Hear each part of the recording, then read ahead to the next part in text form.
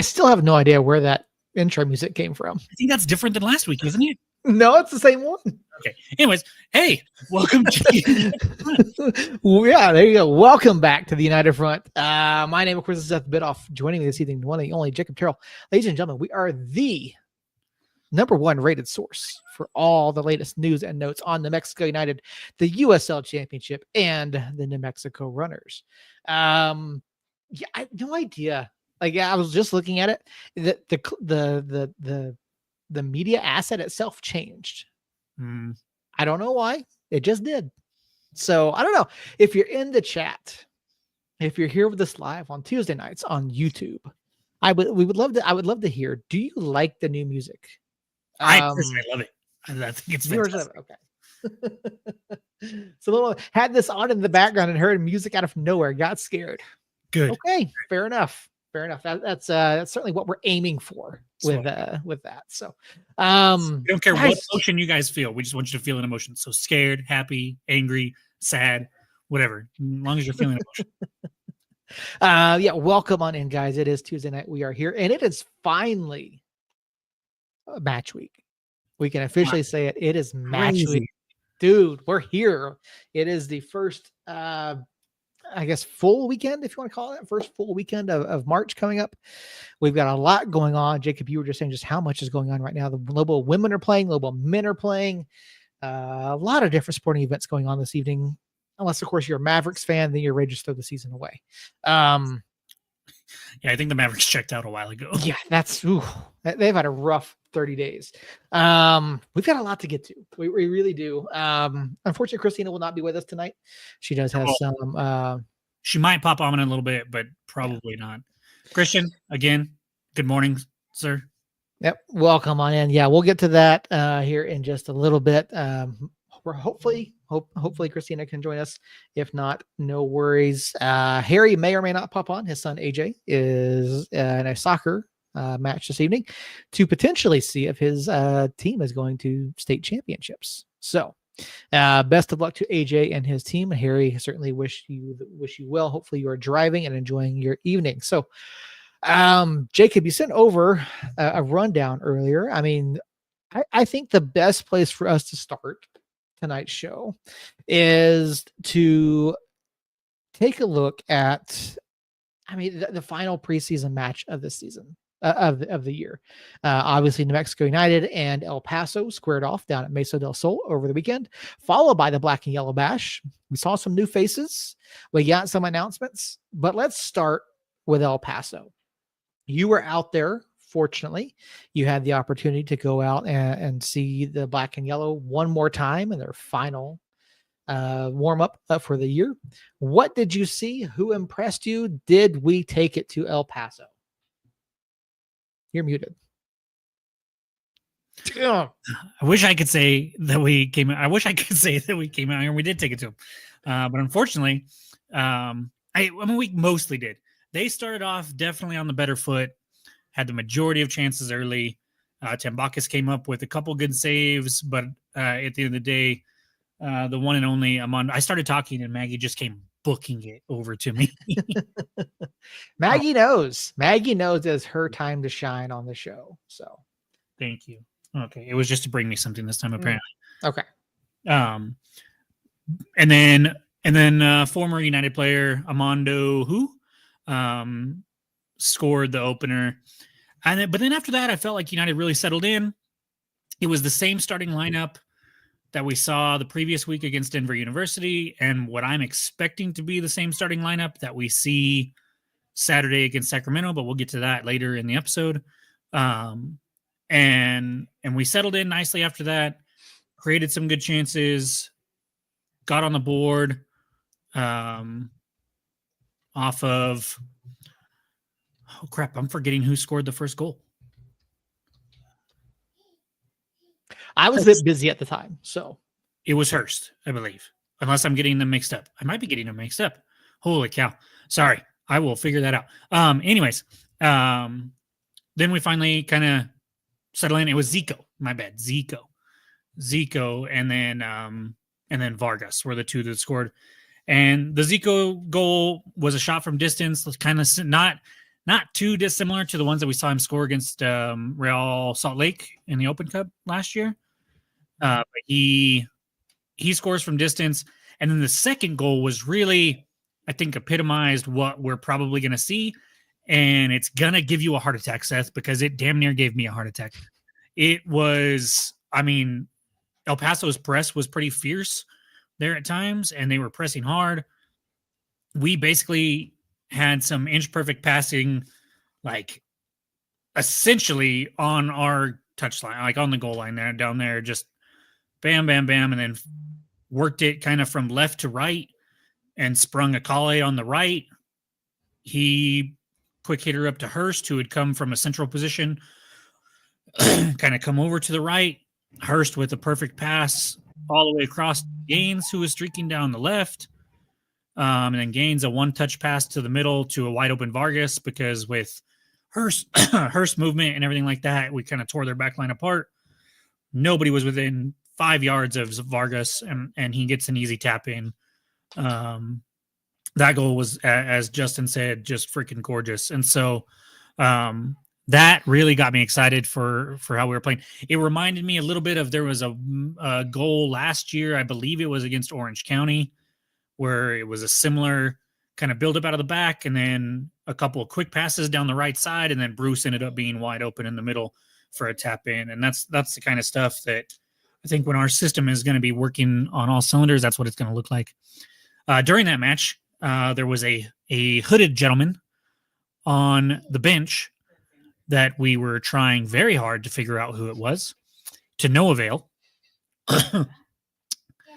But we were lucky enough to figure out who it was at the bash, which we'll get to in just a second. Unfortunately, El Paso did score kind of an against the run of play equalizer late. I think it was like the 87th minute. When you're at the matches, you can't really tell time there because there's no scoreboard or anything. So it was just like, okay, I guess it's over. I don't know. And then we did have another 45-minute half that I watched a little bit of. But then we got out of there a little bit early because we had some other stuff that we had to do before we got to the bash. So I won't be able to speak too much on that. It does look like Bodie Ford, who was there the week before, is gone. It also seems like everybody that had been training is either now not a trialist or gone. So got a semi-finalized roster, it looks like, and then we moved on. I will say the biggest takeaway from the match is I think El Paso might be better than some expect. They were competent. Their press was very aggressive. That could be, we were playing on a smaller pitch, so that could be part of the reason why they were so aggressive there. Felt like they could be so aggressive there. But if they play like they did against us in the regular season, they could actually be fighting for a top 8 spot. And so that was kind of my takeaway. I wasn't expecting much out of them this year, but now I moved them up in my rankings a little bit after the match there. And so the match ends 2-2, and then we take a little break. Me and Allie did some running around Albuquerque, and then we go to the Black and Yellow Bash, which they had 2 announcements there. Seth, what did they announce? I know you weren't there, but you know what they announced. So, well, apparently Sergio Rivas is back. Still not officially official anywhere, other than the announcement at the bash. Mm-hmm. Thomas Among has been announced. Mm-hmm. And before, one thing you did not have in the notes, we did get another announcement late last week. Jalen Lindsay. Oh yeah, we didn't cover that last week. Oh crap, my bad. Man, yeah, that's my fault. So so much has happened in the last 7 days that it threw me off. Yes, Jalen Lindsay was a huge addition in my opinion. Mm-hmm. They come out with the jerseys, as you can see the Maples signed Maples kit right there, and then the front of it on the glitch there. I'll show it to you better later. They come out with that Wednesday, which we hadn't talked about either. Man, I forgot a lot of stuff in the rundown. Mm-hmm. That's on me. I was trying to keep it short because we've got a lot to get to tonight. Yeah, So, we do. but yeah, we'll stick with Jalen. Jalen's coming down from Charlotte FC. Spent some time with Sporting Kansas City. Made his professional debut at 16 with Swope Park Rangers. At the time, I believe he was the first ever player born after the year 2000 or in the year 2000 to make a professional debut when he made that professional debut with Swope Park. We needed help in that position, and I think he's like, I love Abdi, and we'll talk about it more when we get into the Western Conference preview and the SAC preview. I think he's a small upgrade over Abdi, or possibly a major upgrade over Abdi, depending on if he can really hit his stride. And so I think I loved how Seymour has looked in the preseason matches there at right back, but we know that him and Dubois is not a combo that is going to get us 34 plus matches at a top tier level. And that's nothing against them. Seymour has a lot of miles on him and Dubois has very little miles on him. And so the experience wasn't there on one side and then the legs weren't there on the other side for that big of a season, I think. And so Lindsay coming in, huge get.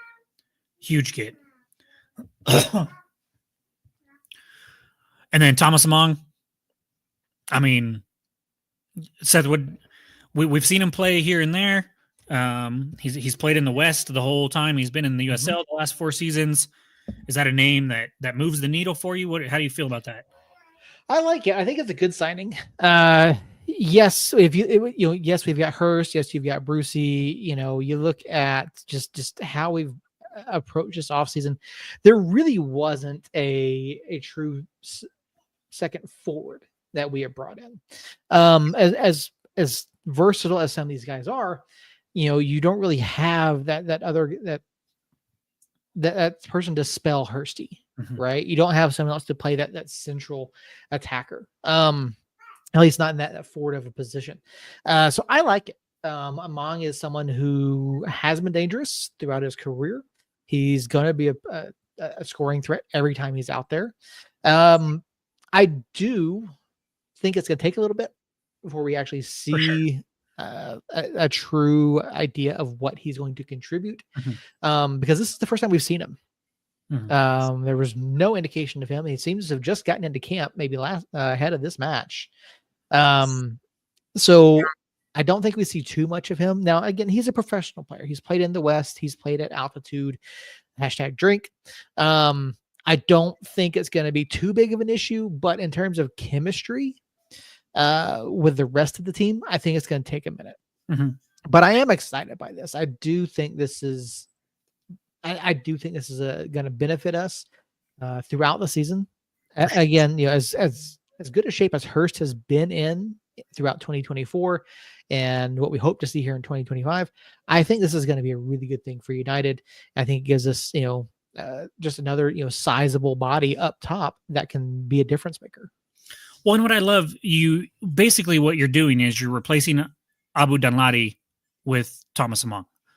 And so when we talk about how he just got to camp, my understanding is that was visa issues that have held him up. There was a comment, Justin over in the chat had seen a comment during the live stream of Kings of Chaos, where a certain member of the United's front office that is known for leaking things maybe had said something about a Thomas with a H instead of just TOMS, MAS. So I didn't catch that or really put it all together until they announced him at the bash.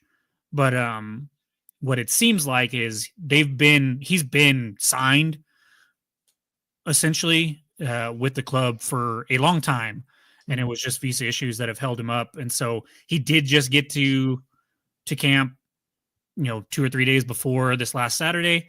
So it will take him time to get used to the altitude again, drink, coming back from Cameroon, where he's from, and time to get that chemistry that Hurst already really has with all of these forward players, because they've been playing all offseason, and most of them have been playing even last year with Hurst. And so I think it's kind of Hurst's position to lose.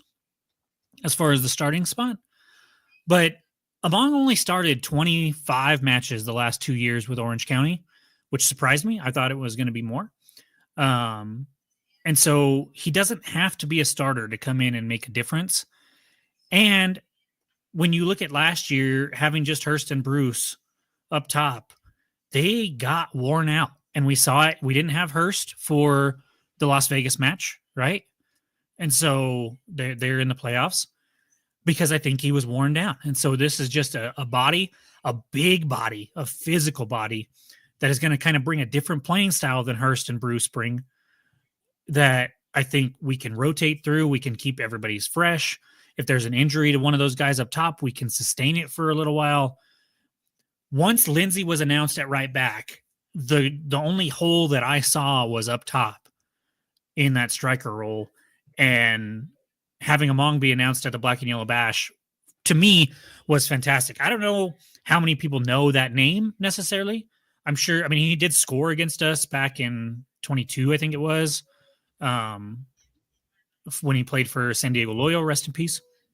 And so people should know the name. I don't know how many people actually do, but it's a pretty big deal, I think. And I'm very excited about it. We haven't had anybody with his body style and his play style. He's not tall, but he's just going to body people and beast people. And when we play kind of that tiki-taka kind of, possession play, and we're having to break down a little block, his physicality, I think, could be a difference maker in those small spaces where he can body somebody off and still turn and get a shot off, even with somebody draped all over his back. So yeah, I can't wait to see what he brings. And so between him and Lindsey as new faces, and as you mentioned, Sergio Rivas coming in, if Sergio's head is right and he's physically healthy, he can be a really good midfielder. We've saw glimpses of that throughout his time with United. Everything that I'm hearing is that's the case. He is healthy. He's got his head in the game. And we could see a possible difference maker in the midfield. A midfield that, while we didn't do anybody to replace Hosu 1-for-1, I think the people that we did bring in, and Pondeka and Gideon, do make up for the losses of Reyes, Nicky, and Micheletto. And so body-wise, it doesn't match up 1-for-1, but I think talent-wise, I think it does kind of match up and kind of cancel each other out. If not, if Gideon can be the best Gideon that we've seen in the past at times, then he could be a difference maker as well. So I'm just, a week ago, I was nervous about the roster in a lot of spots. And this week, with the 3 additions that they made, two new additions and 1 re-addition, if you would, I feel super excited about where the roster sits. Yeah, looking at who is out there on Saturday, and obviously we're familiar with Sergio. I the only thing I'll say about Sergio is, if he's healthy, if he comes in and is willing to put in the work, I think he can absolutely benefit the club. I think he can, be. I don't think he is necessarily your starter every week, but I do think he can contribute and be an integral piece. But looking at who was there on Saturday, looking at what you saw, there was a question over in chat from Christian. What type of formation did you see on Saturday? So it's going to look basically the same as it did under Quill. It's like a 4-2-3-1, a 4-2-1-3 type, a lot of interchangeability. Zico and Pondeka are able to, one stay back with the back 4, and the other one can dribble forward if it needs to, or vice versa. They're kind of one and the same there. Pondeka's a little bigger and a little stronger. Zico's a little more technically sound and I think a little bit of a better passer from what I've seen so far of Pondeka anyways. But they're going to play that double pivot, and they can kind of move around in that midfield as they want. And then those front 4, Hurst is going to play a central position farthest up the field the most part, but you'll see him, like the second goal was him, darting to the right, collecting a pass and then getting it over to Gaines. And so really Hurst and Gaines kind of stayed where they normally are going to be. And then you saw Akale and Vargas really with the interchangeability of one play on the wing and one play as a 10 false 9 kind of thing, and vice versa. And so it's really the back four are pretty much there. You'll see the fullbacks bomb forward some. I haven't seen that as much the last two matches as I did with Quill, but we will see it. Gloucester was getting more forward more than I expected. That could be because Seymour is not a guy that's going to get forward at quite as much. And so they kind of switched roles. With Lindsay, I kind of expect it to be similar to last year where we saw Astorga and Abdi kind of bombing up the right and then the other three kind of staying back. I think it's going to be the same thing, but with Lindsay bombing forward a little bit more as opposed to Gloucester or Seymour. And so very similar, slight differences, but overall that 4-2-3-1, 4-2-1-3, kind of however you want to put it up there, that top four is very, very much an amoeba that can just kind of flow whichever way it needs to flow. In possession, we looked pretty good. In defense, even though we gave up 2 goals, when El Paso had the ball, the better spill of possession, we didn't give up a whole lot. And so we gave up the one Amando goal, but everybody else kind of played their part. One good save through the run of play, and one good save off of a corner that a guy got left unmarked at the back post, but he headed it softly right into Tambakis. And so I expect similar style. We have been more aggressive on defense. We've been more pressing and stepping a little bit more aggressively instead of just kind of sitting in that mid block. We definitely are pressing a little bit more. And so I think that's part of why Sanchez was so high on the list, was because it's going to be pretty easy for all these holdovers to make that transition, because there's really only some minor tweaks that he's going to be tweaking. Well, in a week of hits for New Mexico United, things went really well. There was one swing and a miss. And I've changed my tune on it some. Okay. But yes, just a little bit. Obviously, last week we talked about the hyped up kit reveal. What would later become known as the glitch kit was revealed on Wednesday morning. And for a lot of New Mexico United faithful, it fell fairly flat. It even led to some discussion over on social media as to whether or not the club was in dire straits financially. Which to be fair, we've talked to Itamar, we've talked to David, we've talked, to Coach. The club is spending more money than they ever have in terms of roster. And yes, we've got the stadium and all of that. So trust us when we say the club is in good financial hands. Okay. This is not the club throwing in the towel, whatever. Well, and on that point, real quick, at the last preseason match, not Saturday, but the Saturday before when I was there, I heard a little bit of news that I got clearance from Ron to tell everybody. So out of all the USL Championship markets, we're the second smallest, supposedly. Yet we are number 2 in corporate partnerships, which I think is a cool deal, and it's a testament to Ron and Clint and everybody else in that front office on that side, that they go out and they bust their ass and they get all these sponsors to sponsor the corner kicks and this and that and the back of the jerseys and all. Like they just do a wonderful job taking care of all that stuff. And so because of that and because of kit sales and because of ticket sales, I find it hard to believe that we're in any kind of major trouble. Are they raking in millions of dollars? Probably not. But they're doing well. They're doing well. You don't bring in Jalen Lindsay, Mackenzie Gaines, Thomas Among, and Gideon Zlalom if you're not okay. If you're in trouble financially, your roster is going to look like Monterey Bay. Not saying that Monterey Bay is in financial trouble. Their roster is just full of kind of meh. And so yeah, with that being said, I don't think it's going to be, I think we need to calm down. So if you're in the chat, if you're watching us here live tonight, what are your thoughts on the kit? And I think Josh kind of said it right here. Kit was already solid. The front is new and fun. The font is new and fun. It's not a bad kit by any means, which I think we can agree with. It's not a bad kit, but maybe, just maybe, we got our hopes up for something that wasn't ever the plan.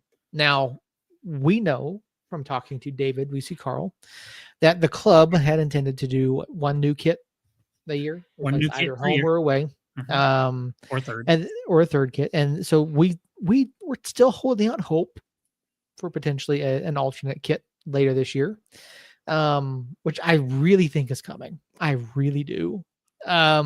Maybe not, maybe I don't know if we'll replace their turquoise kit, but maybe like a one-off for like, salute to service night or something. Maybe We always get a Meow Wolf night, Mhm. and then might get a salute to service. Last year was the cancer kit and stuff like that. And so I really wanted one of those. really want to learn what? One of those cancer kits. Yeah. You said that right at the same time that I read Justin's comment about El Paso's kit, and I was like, no, you didn't. No, not that one. But anyways, and so I'm sure we'll get something like that. Here's what I got told on Saturday was we wanted I can't remember what word he used.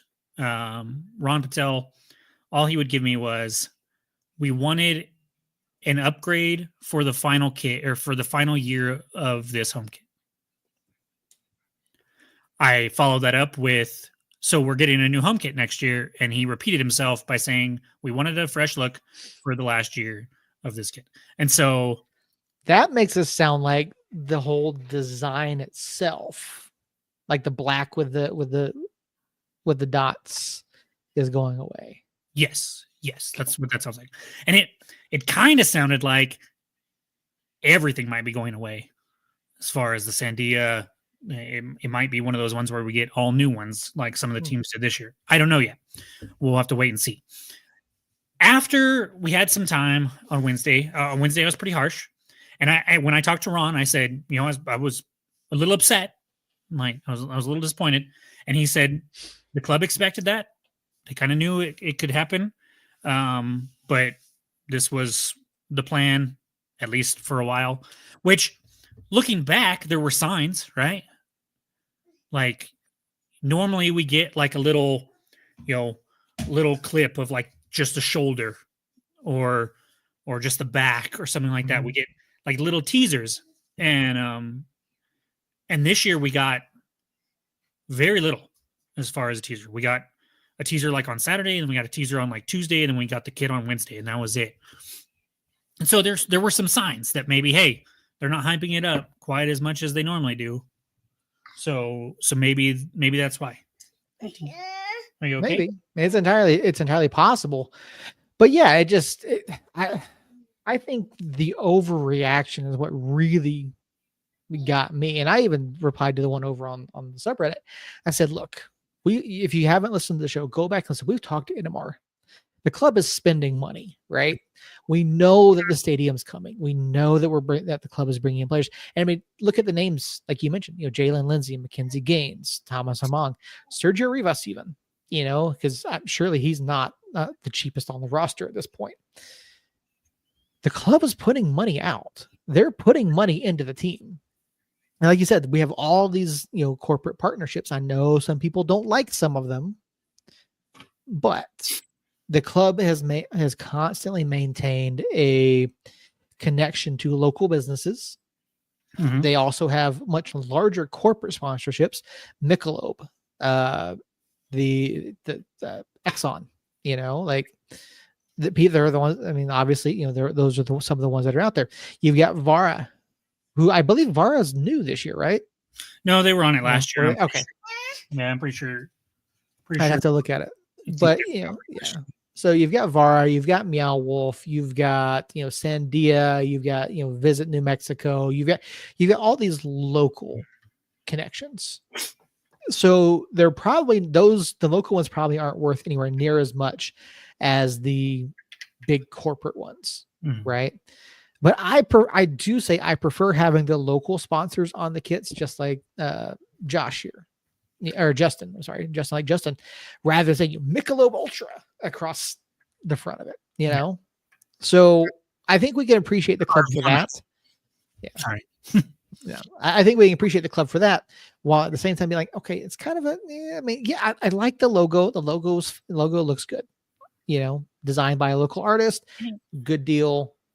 In a vacuum, if this kit gets released as our home kit when they release the original artist kit, it's above the original artist kit, like head and shoulders above, I think.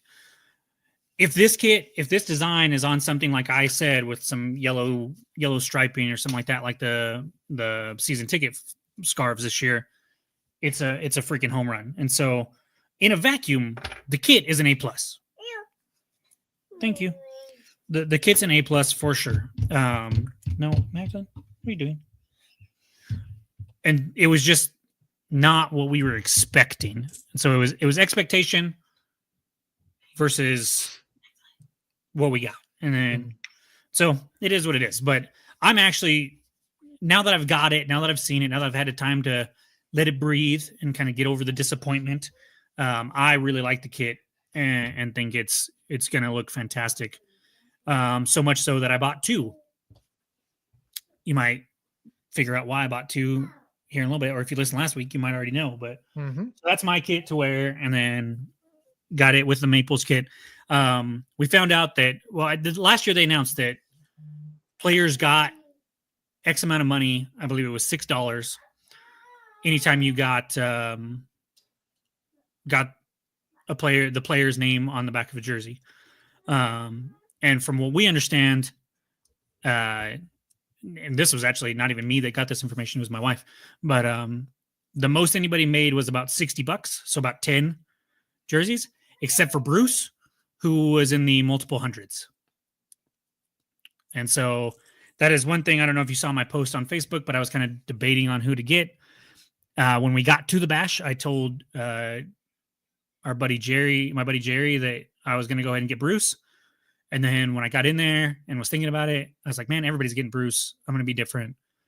Talon has been outstanding on the field and off the pitch. And so I went ahead and went with Talon, and I then had him sign it there at the end, and couldn't be happier. So, hey, Christina. There she is. Finally done with work. Sorry, guys.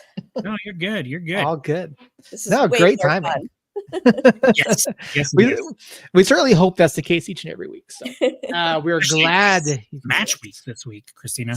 I know. Yeah. Exactly. Color season match on Saturday. Yeah. Crazy. Yeah. So as Jacob mentioned, there is an actual regular season match on Saturday against Sacramento Republic. Let's take a quick look at the standings as we head into the first week of the season. Oh wait, that's last year's standings. USL Championship. Come on, guys. Time to update. To be fair, there haven't been any matches played, so they would all just be zeros anyways. Yeah. Either way, yeah. Come on, guys. It's time to update. It's time to refresh that. You know, the roster pages are updated. You even have Jägermeister Cup. Yeah. Stuff on there. So let's get the standings going. Real quick, I just want to touch base with Christina before we move on to Sacramento. Yeah. Since we've potted last week, there's been a kit release and two official player acquisitions on social media, and then a third one that was announced at the bash. Start with the kit. Thumbs up, thumbs down. So is that... It's grown on me a little bit, because I do like the play on the Meow Wolf. Okay. I said I wanted something kind of fun and funky. You got that. I was disappointed that it was basically the same kit, just with a different logo. But then I've just been thinking, well, I mean, it's a pretty freaking awesome kit. So good. It's an upgrade. Well, and you weren't on, and I don't think you were listening because you were working, but I heard from Ron that he said they wanted to upgrade the artist kit for its last year of use. Okay. I'll accept that. So take that for what you I have would like. even bigger expectations though than for next year. Yeah, for sure. The smallest of the signing, the least exciting of the sightings, maybe Rivas coming back. Me and you kind of felt the same way about Rivas all last year. Thumbs up or thumbs down on Rivas coming back? I mean, he obviously proved himself, and I love that he was willing to, I mean, trial and give Coach Sanchez a chance to get to know him and get a look at him and make sure he gelled with what Coach Sanchez's vision is. So I say thumbs up. You know, I think the response from the community, the fans have been especially positive. A lot of people are just really happy to see a fellow New Mexican back on the squad, and they were disappointed to see him go. So I'm hoping that his surgeries really, you know, have gone well, and that he's able to get back to, you know, feeling really confident on the pitch, and less of me kind of hiding my eyes and more of me being like, oh yeah, Sergio's coming on. Cool. Then we'll go backwards to the one that was announced the next day after the kit was announced. They kind of snuck that in there. Justin and I joked that it was to make up for the lackluster kit. Jalen Lindsay, right back from Charlotte FC. Obviously, I know not everybody knows all the MLS rosters or anything like that, but you've had almost a week now to kind of look him up and see what you think. How are you feeling about that one? I love how much of a fan favorite he is from the Charlotte fans. Like, it was just like so cool to see that big of a response. And it seems to me that it jives with exactly what Itmar was talking about and Coach Sanchez was talking about, that it's not just about the player and their skills, but their locker room culture and their personality, and making sure it jives. And the fact that this player is just so loved, and the fact that they were, you know, petitioning for him to get more minutes, I loved seeing that. So it makes me super stoked that he's coming to New Mexico.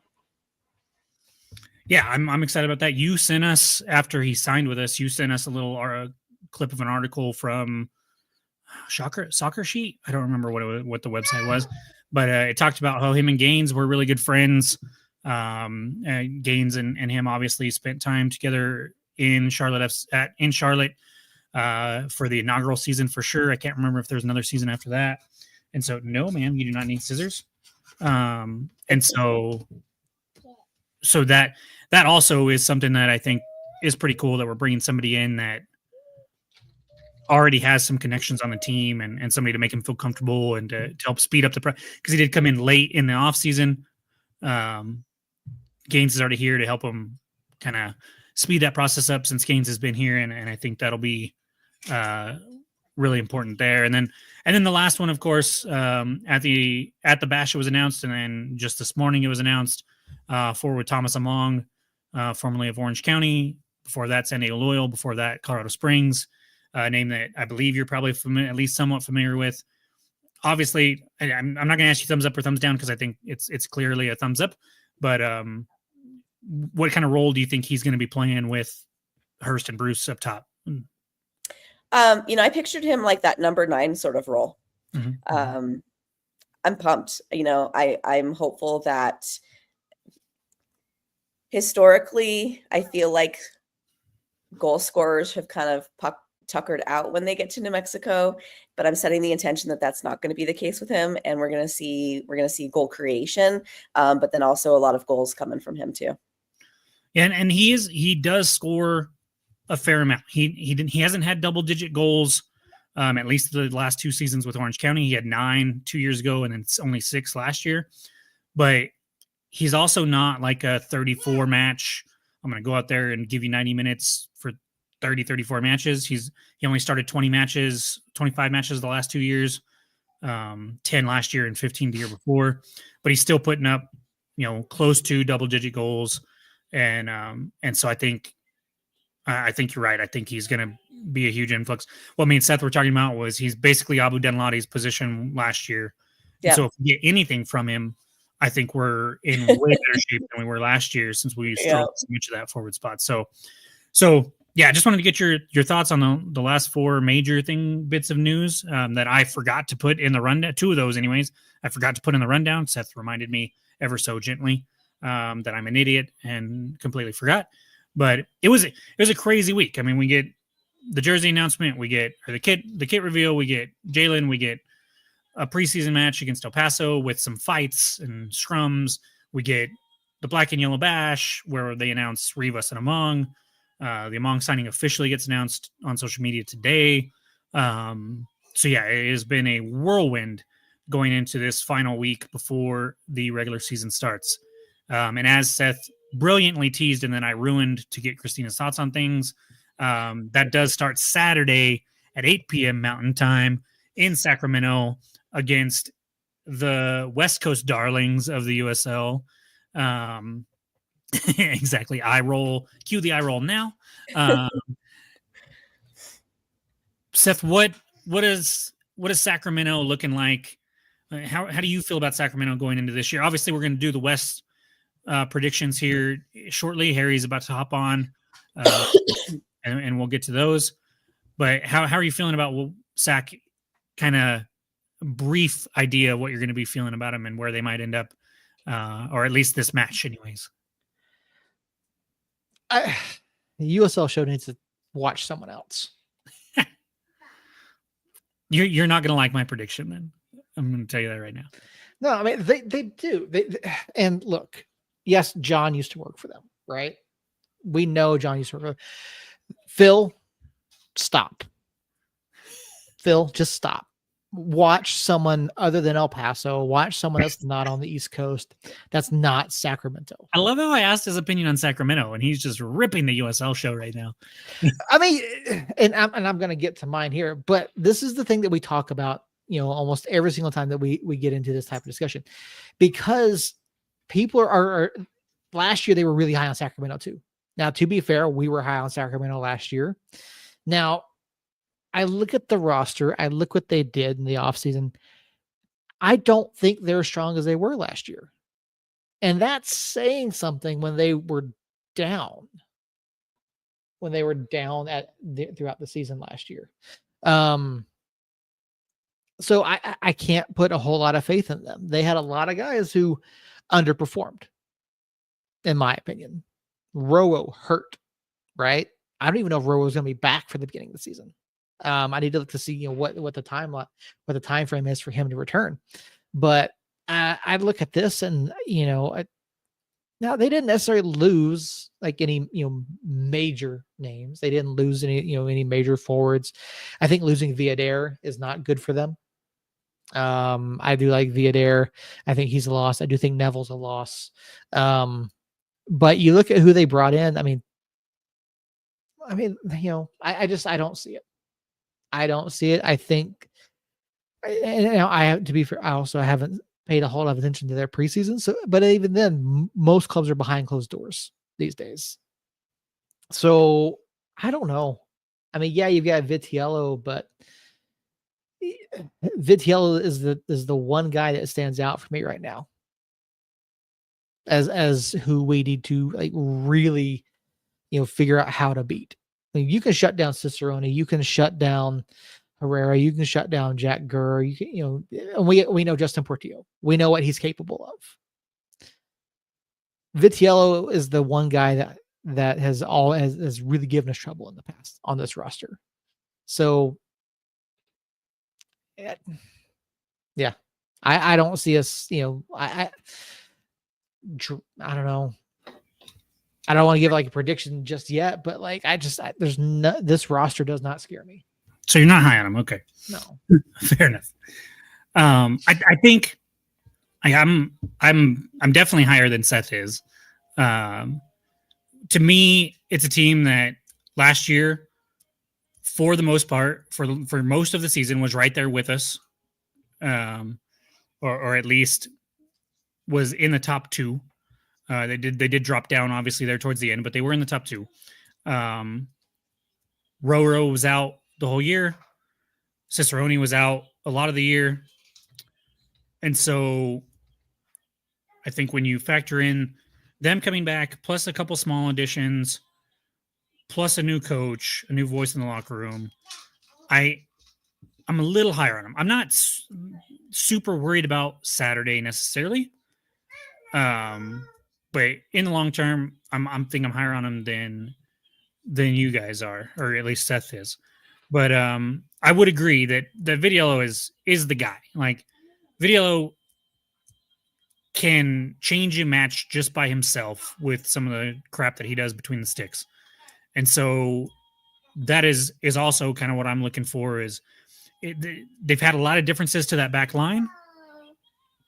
And so is that back line going to be able to live up to the Sacramento defensive hype machine that it usually has? Or are they going to kind of struggle back there after some changes and his Vitiello is going to have to stand on his head match after match? But at the same time, it's possible that he does and that he is capable of that. And so really that's what it's going to come down to. I think this is a high scoring affair. I don't think it's going to be a boring 0-0 draw, which by me saying that, you can guarantee it's going to be a 0-0 draw now. So you're welcome. But it's probably a matchup of two of the top 4 or so clubs out west this year. Christina, what do you think? I'm meh. I mean, it's like we said, they're the USL darling. I feel like the way that we're often counted out, they're often given more than I think maybe they're deserving of. I don't feel like they're a shoe in first place. Like Lou City, Lou City makes way more sense to me as being a shoe in first place than SAC does. I think that I'm hopeful that I'm really hoping that Sanchez's style of play is going to be similar to Quill in that we can expect more goals, not parking the bus, really pushing, even if we're up, like pushing for more goals. So hopefully this game is, like you said, a high scoring game. But I also think that I'm kind of excited to see Sacramento's first 3 games because they're big games right out the gate. So I feel like it'll be kind of like a put up or shut up kind of situation in terms of how everybody's ranking them.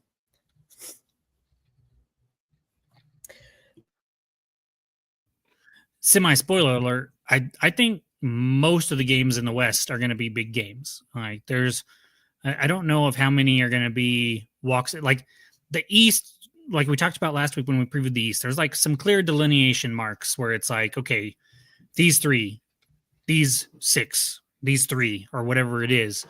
The West, I don't feel like it's like that. I feel pretty good about my number 12, and I feel pretty good about my top 5. But even that line between 5 and 6 that gap is pretty small. And from 6 to 11 and 5 to 1, I think are who the hell knows. And so, I mean, even us, like we've got 2 SAC, travel to Vegas, and then get El Paso at home. And so those are 3 matches that I think are big for us too. So, Seth, it sounds like you're probably, are you busy, Seth? You want me to move on to Christina? No, we're good. Okay. I know Harry's having some technical difficulties because he's an old man and doesn't know how to work technology. And I will say that to his face when he gets on here. It sounds like you're pretty confident we walk away. What is your prediction for this match? Actually, before we get there, we talked about SAC. This is also our first match, right? So who are you looking at? Who's going to catch your eye for United? And then give us your prediction after that. I can't pick just one. That's the hard part. I don't want to. Like, I want to pick just one. Like I want to look at our guys and be like, okay, like obviously the new signings, you want to see them come in and do well. Now, do I expect Thomas Among to step in week 1? No. As much as I would like to, I don't think it happens. I think what we see this weekend is I think you see Mackenzie Gaines and Jalen Lindsay get some opportunities to show out. And those are two guys that I'm going to be watching. Mackenzie Gaines, obviously a name that is going to be expected to perform and perform at a high level. I think he kind of slides into that spot where we normally would have seen Sergio Rivas in the past. That creator, that deep line guy pushing the ball forward. I think I really want to see what he can do. I want to see how well he distributes, particularly within the final let's say 30 yards, give or take, of goal. I want to see how well he works with Hurst and with Brucey, and I want to see what happens there. And so your prediction? I don't necessarily think a high scoring affair. I do think we get off on the right foot. I'm going to say, and I'm saying this with the expectation that we may not necessarily see Cicerone or Roro. I'm going to say 2-0. From my understanding, Cicerone's back. He came back at the end of last year and played at the end of last year, and I don't believe they haven't said anything. I don't know for sure what their lineups have been like in the preseason. I didn't dive that deep yet. But I would expect Cicerone to play. I don't know about Roro though. Yeah. Roro's injury was in May of 2024. So maybe, but knowing what we know about ACL injuries, I think it's unlikely. Especially somebody at his age having an ACL injury. So yeah. Christina, who are you looking for on Saturday that's wearing the black and gold? Or black and yellow, sorry. Mackenzie, I'm really excited. I mean, and seeing him linking up with Akale too. It seemed like we were seeing a lot of that sort of connecting in the preseason matches, at least what they were posting video wise and what you had sent us. I'm super excited to see his speed too. I think he's just going to be a really fun watch. So I'm for sure him. I'm excited to see Maples rocking the captain armband. There was another announcement at the bash that we didn't get to, but yes, Maples and Ryden are co-captains, and so we kind of called that here on the pod that Maples should be. And so that's a good shout out too. Mm-hmm. I'll be curious to see kind of what the back line ends up looking like who really does start in the back line. So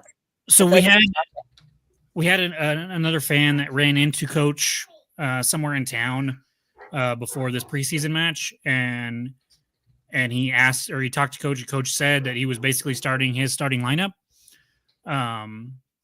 So this is the lineup that we saw on Saturday is kind of the lineup I expect, which was Herbert and Maples in the middle, and then Gloucester out on the left like usual, and then Seymour on the right. And I think that's just because Jalen hasn't been here very long. But maybe he has a great week in training and that changes.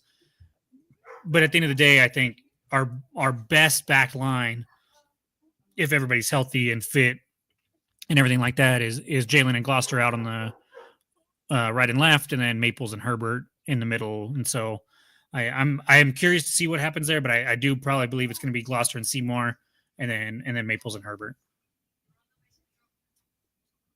Your prediction? I'm excited to see Gloucester too. I mean, I feel like I keep hearing his name and how great he was looking in preseason. So I'm excited for him to I don't know, just keep growing, keep evolving. Yeah, and he does look like he's in really good shape and coming in looking like he's near the top of his game, which is nice. We'll see if he comes in and struggles like he did last year. Trust me, I will call it out.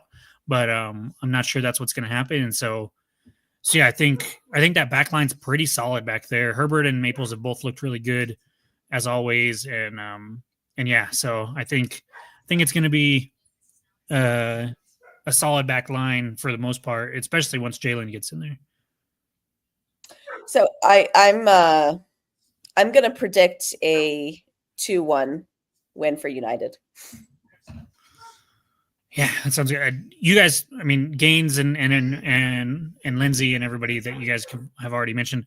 I'm really interested in the Zico Pondeka or Zico Gideon or Zico Rivas or in any combination of those few in the midfield.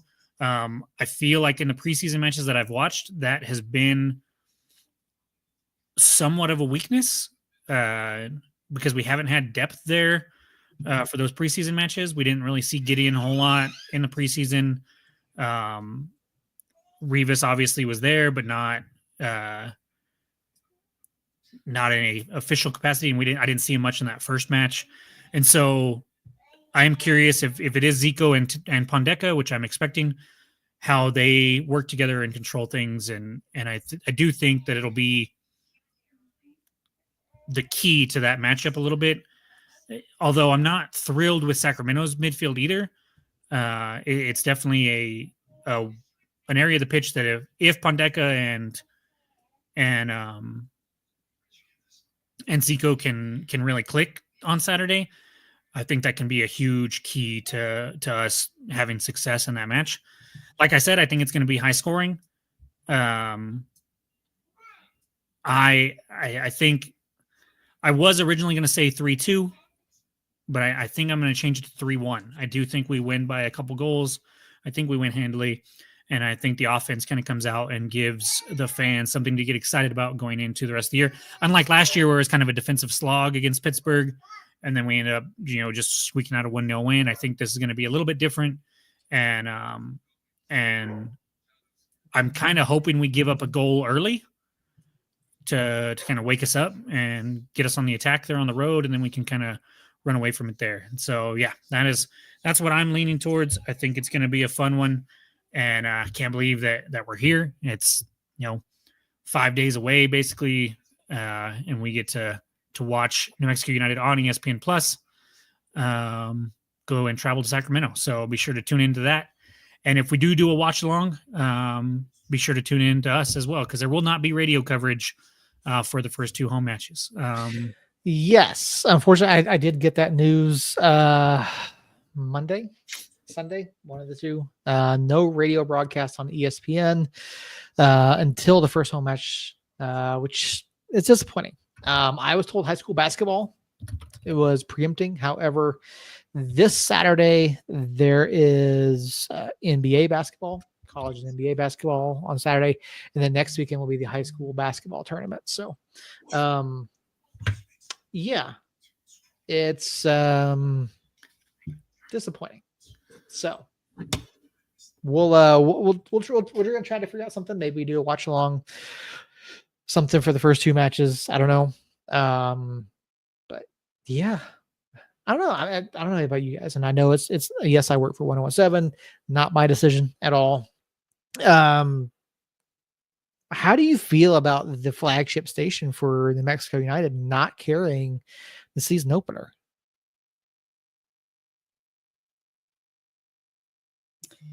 Big mistake. Big, huge. I think it sucks royally. Yeah, it's not a great especially look. Because historically Sacramento's announcers are, I don't know. I can't think of I can't remember. Is this PG? Say whatever you want. You can say whatever you want. I just hate them. I've always hated them. I think they're utterly just ass. And so is their pitch. And I know that is, I'm rock house or glass house throwing stones, like we play on a baseball field, but I just feel like it's always an issue. Players can't stay on their feet. It's just, so I'm a little nervous about not only the announcers, but also their pitch. Yep. Josh over here says preach. Yeah. So I'm right there with you. I think we will try to do a watch along. We can all talk about it after the pod and see what we can do there, because it is a late match, so my kids will be asleep. So I can do one without getting interrupted too much. So we'll talk about that and see what we want to do there, and that'll give you United fans a an option to listen to. I don't know if we'll do play-by-play or anything like that, but we'll definitely be sitting here commenting and doing stuff like that. So keep an eye out on the social medias for that. Obviously on Facebook, it'll be me that'll put it out there. But for now, we're still working. Just give us a little bit of time. We're getting there. But on Twitter or X and Instagram, I'll put some news and stuff out there if we're going to do that. But I know Harry's having technical difficulties still because he can't find email on his phone.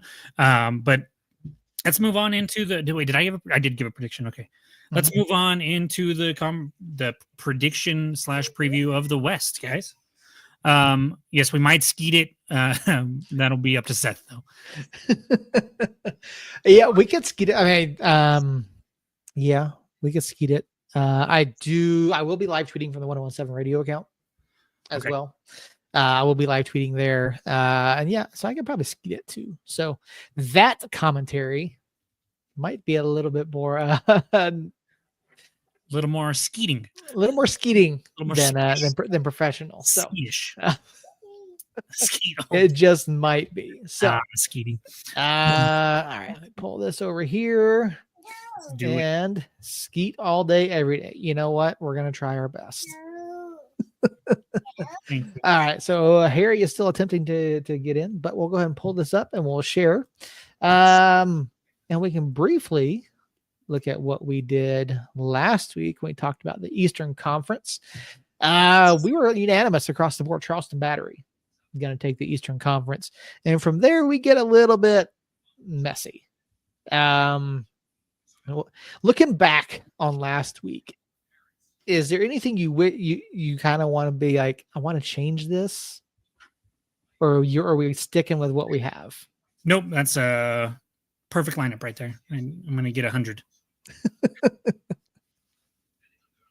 Christina, are you as confident as Jacob is? I wouldn't say I'm as confident, but I am competitive, and I like where I'm sitting. Okay.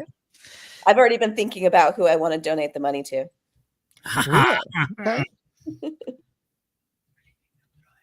Fair enough. Do we want to wait till the end before we announce who we want to donate to, or do we want to? I don't know. I don't have mine yet. Okay. Yeah, I haven't decided yet.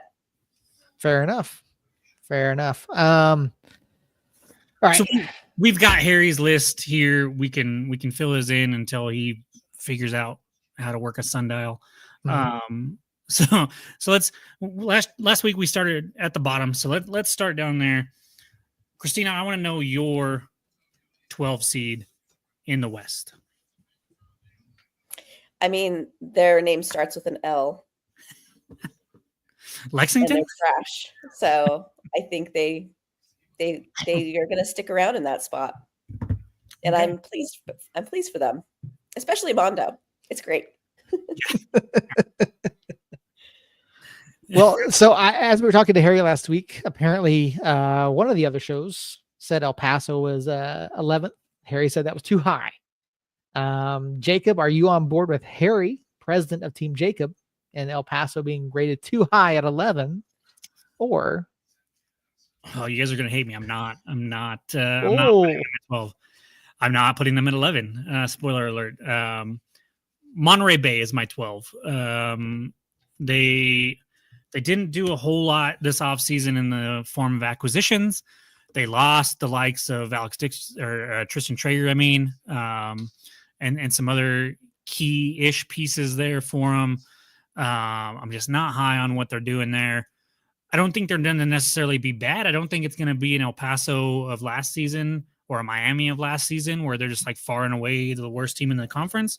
But I do think they finished there, and I think they spend a lot of time down in the basement there. And so just a reminder on scoring, we have the bottom four that missed the playoffs, the middle four that travel on the road in the playoffs, and the top four that host the playoffs. If you predict a team in the right little section there, you get a point.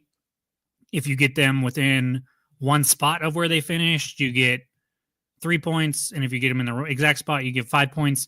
But those have to be in the section that you get predicted they would be in.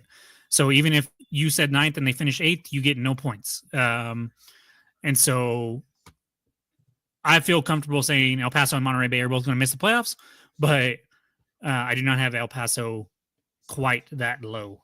And so Monterey Bay it is for me. Seth, are you team El Paso in the 12, or are you going to go a different route? All right, so Jacob's going with Monterey down there at the bottom. This is tough. It's tough to pinpoint who's going to be the bottom of the West this year. I agree with everything you said about Monterey. Monterey has had an abysmal offseason. Not a fan of what they're doing. I don't think that they're going to make any sort of impact on the playoff spots whatsoever. El Paso's 12.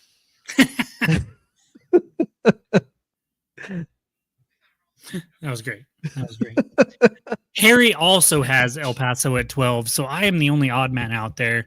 I get it.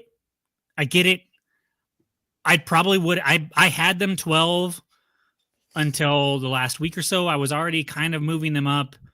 And Monterey Bay and them have been super close for me the whole time. When I was doing research for this, I bumped them up a little bit, and then after seeing them on Saturday, I bumped them up a little bit more. They could have just played their ass off Saturday because it was their Super Bowl, because it's preseason and it's us. But I had to go there. So do all of you have Monterey Bay at 11, or is there a surprise there? Because I know Harry has Monterey Bay at 11. Christina? I do. Yep. Yeah, it really was tough to pick between the two of them. I mean, you look at all the players that both of these clubs lost. El Paso lost a ton of pieces as well. But you go up and down that Monterey roster, like you said, Siaha, Green, Walmer, Martinez, Dieter, Traeger, Voleski. That's a lot. And I don't know. Like I said, I don't think Monterey has any sort of impact on the playoffs whatsoever. So, all right. Do we know where Harry had? Who had it? Who Harry had in his Harry had level? Monterey Bay at 11 as well. Okay. All right, Jacob. All right, here's where things get interesting, guys. So I have Monterey Bay comfortably at the bottom. And then these next three, I have no idea, man. They could finish in the order I'm predicting. They could finish in the exact opposite order. I don't know. I have FC Tulsa. Okay. At 11. They just, they had some good things going. And then last year, they had a coaching change late in the offseason. A lot of people left, including Portillo, who he didn't leave right away, but he left, shortly after there. They bring in Khalil Metcalf from Loudoun, which was a solid signing, but nothing like crazy. Their forward room is very meh. They bring in Taylor Calhira from League One, who did perform really well in League One. But we've seen top strikers, especially from League One, come up and kind of struggle. Hurst had a solid first year, but didn't light the world on fire. Trevor Amon, who we thought was going to be the second coming of Jesus last year when he first started out with Sacramento, because he had like 4 goals in the first 3 matches, fell off a cliff. And so the track record of bringing that striker from League One to the USL Championship, while I don't think any of them have been like a complete bust, they haven't been a game changer up there like they were with USL League One. And so they didn't move the needle for me whatsoever. And so I went back and forth, but I ended up finishing with them there at 11. Yeah, it's tough. I mean, Tulsa had some moments last year. We can put it that way. They did have some favorable moments, but yeah, they really didn't do enough. Like you said, late changes. Obviously, Alexis Swahi moved on. Rashid Tete is gone. That may or may not be why I had them that low too, because I was like, you let the 2 United defenders go. Yeah. that performed pretty well for you for the last several years, no, you can kick rocks. Yeah, I don't see FC Tulsa taking any sort of step forward whatsoever. They finished 10th in the West last year, and that's where I've got them again. So you've got them now at 10. Okay. I've got. Who do you have at 10? I'm not copying you guys, I swear, but I have Tulsa at 10. And I was going to say the same thing. I don't like they gave up Tete and Swahi. It seems like they're kind of lacking in their back line. Just, I don't know, a little lackluster. I didn't pay attention to their preseason. I'm not sure how that went for them, but nothing really jumped out at me other than some no-nos. So me and Harry have the same next team here, and we both have Lexington. Okay. At 10. I don't know what Harry's reasoning for it is. Mine is, I feel like they're trying to get. They came out swinging with some names, hoping that they would stick and trying to recreate what Rhode Island was able to do last year. But I think they missed. I don't think that the name recognition is good. The performance on the pitch, I don't think is going to be there. But really, it's we don't see a whole lot of first year clubs come in and do what Rhode Island did. And there's a reason for that, I think. They're making the jump up. They at least aren't starting from scratch like us and Rhode Island and El Paso did back in 2019. They did play in League One for a couple of years and have somewhat of a foundation there. I just don't think it's going to be enough.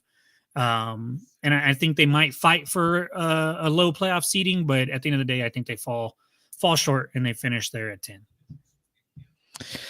I certainly understand the reasoning. And like you said, not many clubs can come in and do what Rhode Island did. You can't do what we did. You can't come in and have, not every club is going to come in and have an immediate positive impact. And so I get it. I understand Lexington being there. They did make a few big name signings though. They did. Speedy Williams, most notably. Yeah. And they have Cam Lancaster, formerly of Lou City, that you know that he was at least a solid entity, but he's struggled with them in League One the last 2 years. And so he's a, like I said, name recognition, A+, on-field performance, C- lately. And so I don't see it. They really, every roster in the West you can look at and you can pick a few names that you're like, oh yeah, that aside from maybe the bottom two there, or even El Paso to an extent, but I just don't see it with Lexington, and those big names could prove me wrong. I don't know.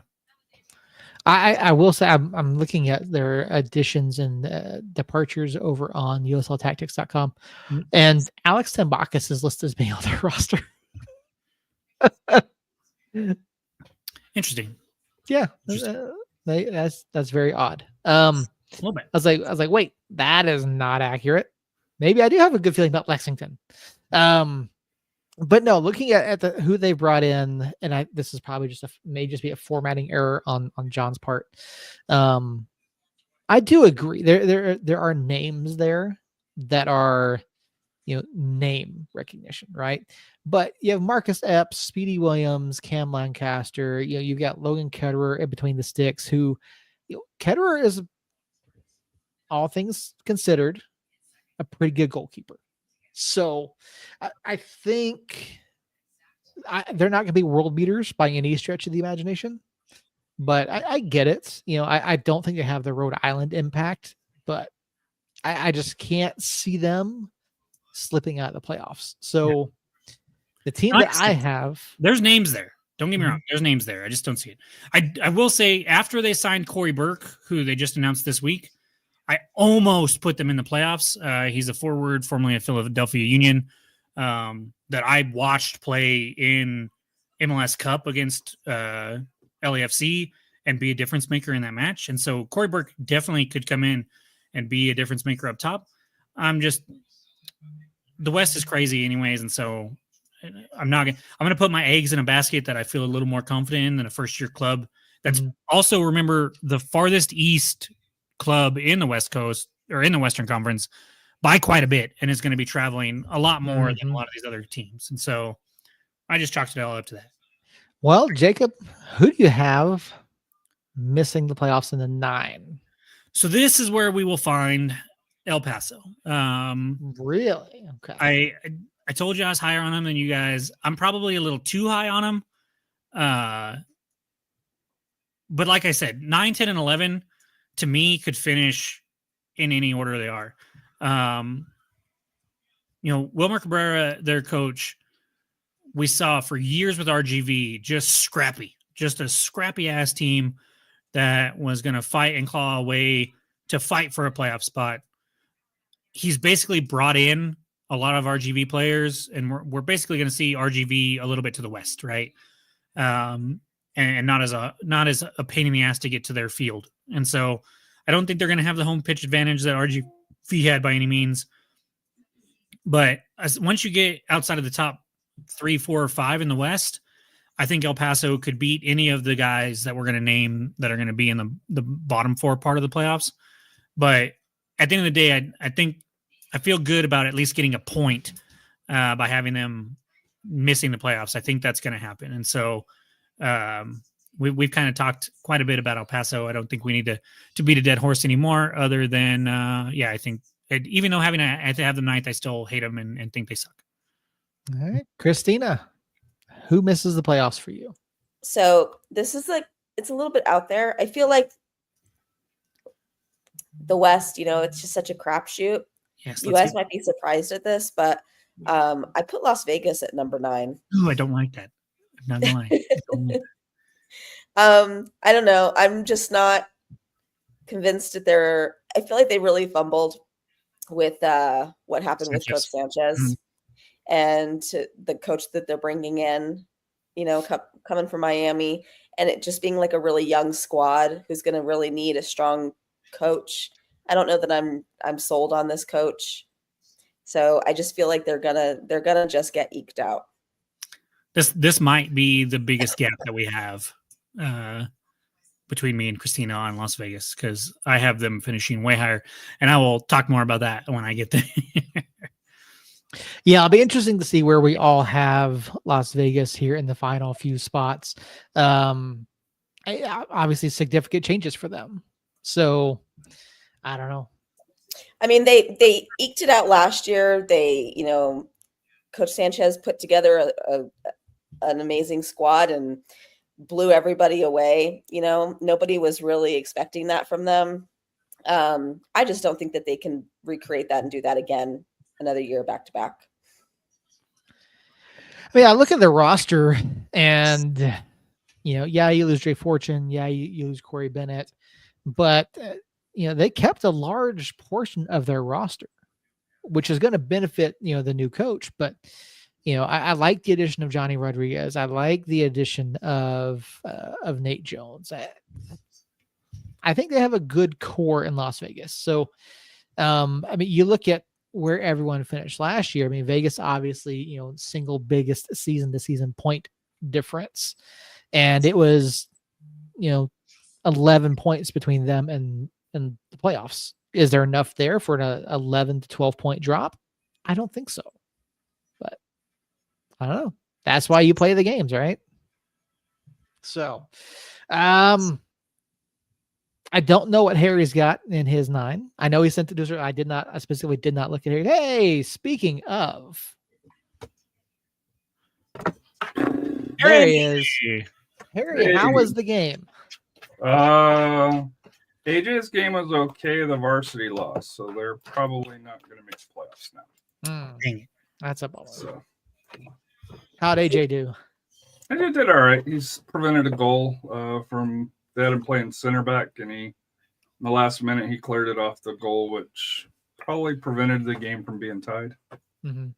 So, well, you came in just in time, Harry, to tell me that I'm crazy for putting Vegas at 9. I don't know. Are you? Because I don't think my ranking's that far off. Well, Harry, where do you have Vegas?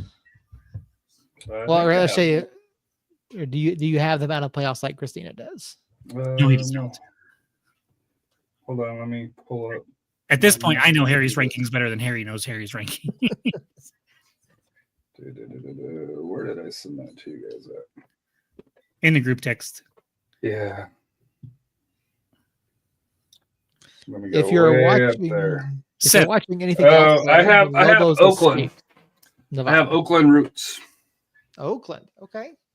I don't think they are very good. They're still trading away everybody, losing that Johnny guy to Vegas. Mhm.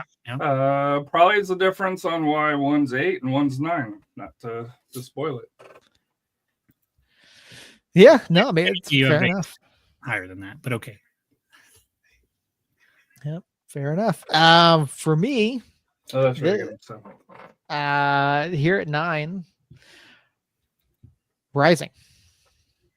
And I know other people are higher on Rising. I know other shows are higher on Rising. I don't think they've done enough.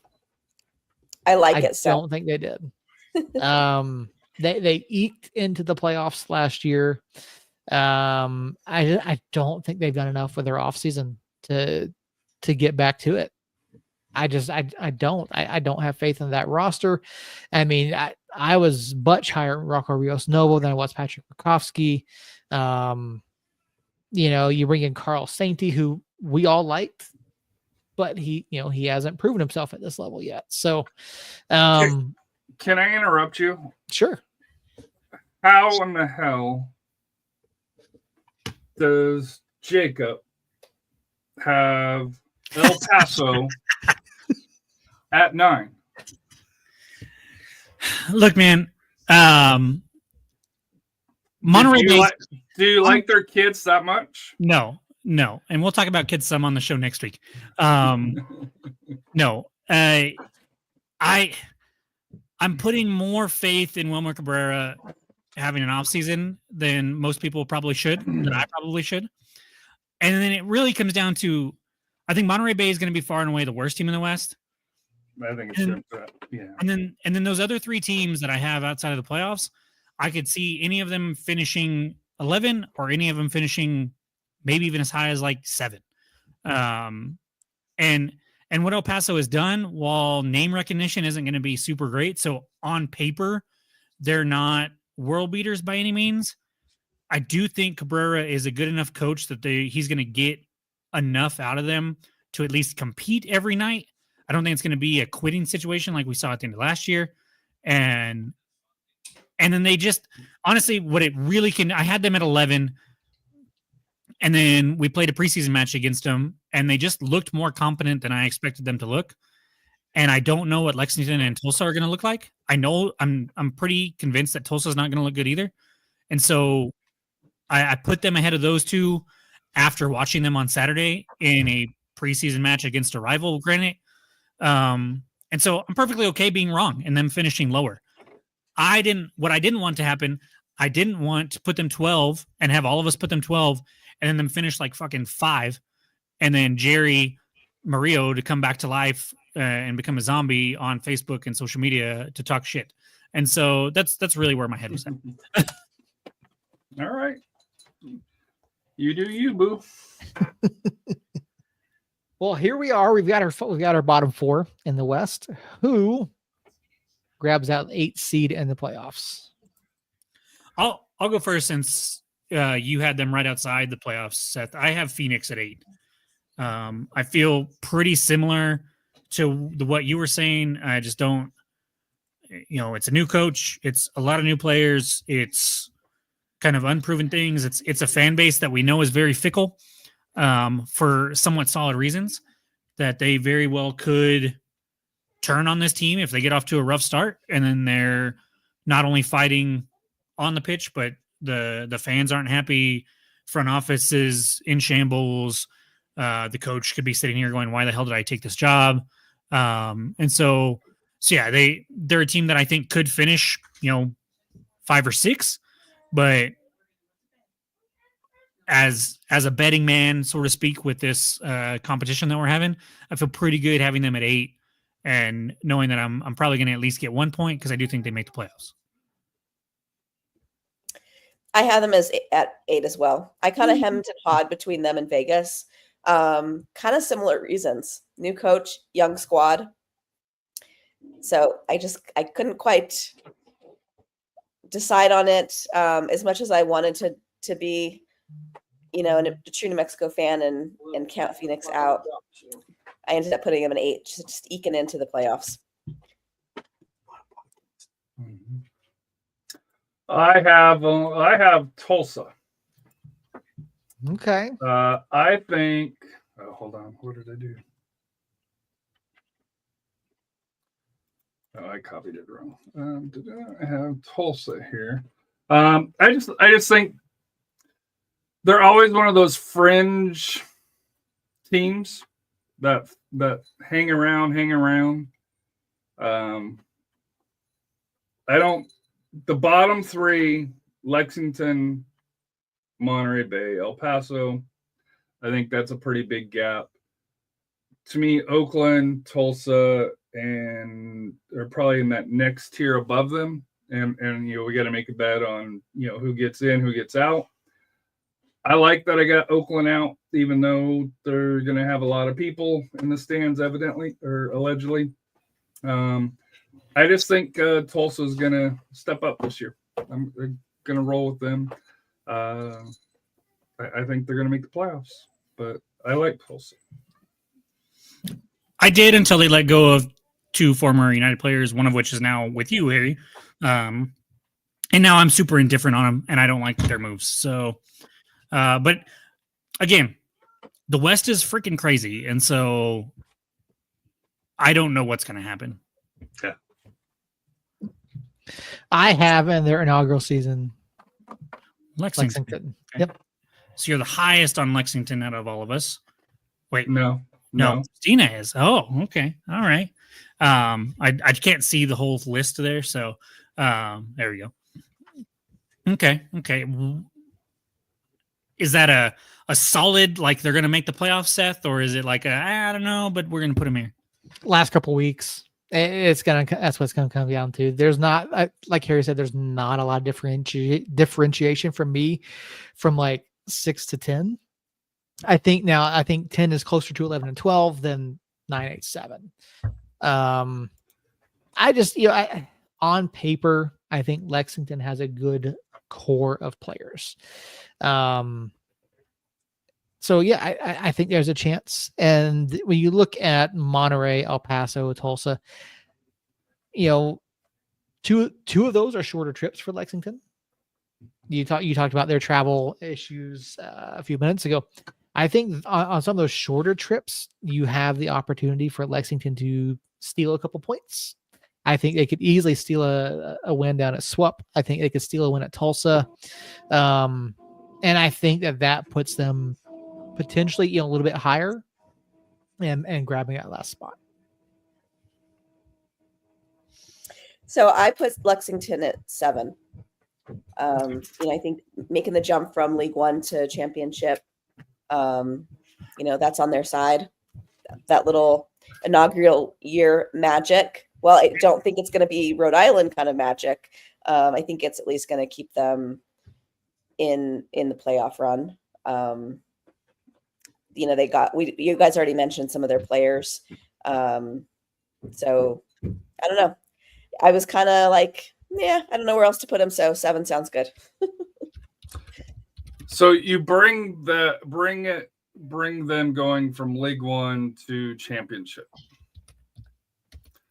North Carolina won League One the year before and squeaked into the playoffs. Lexington did not make the playoffs. Had only 5 wins, 11 losses, and 6 draws. So I don't see it. I joke that they're San Antonio North for that here, just because they have like 5 or 6 San Antonio FC players. I wish them well, but yeah, I don't see it. I think they're going to struggle. The women's team is struggling. They've just got that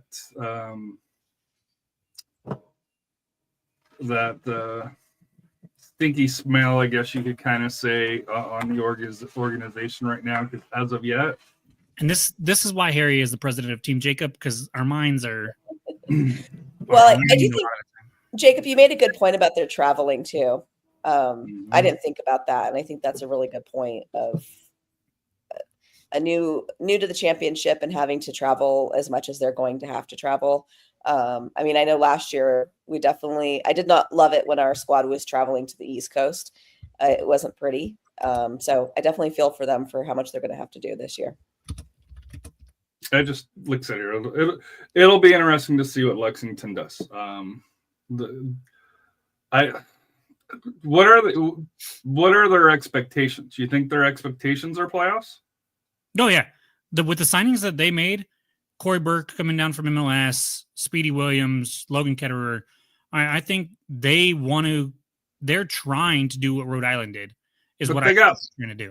Lancaster's their starting forward, right? He's older than me, right?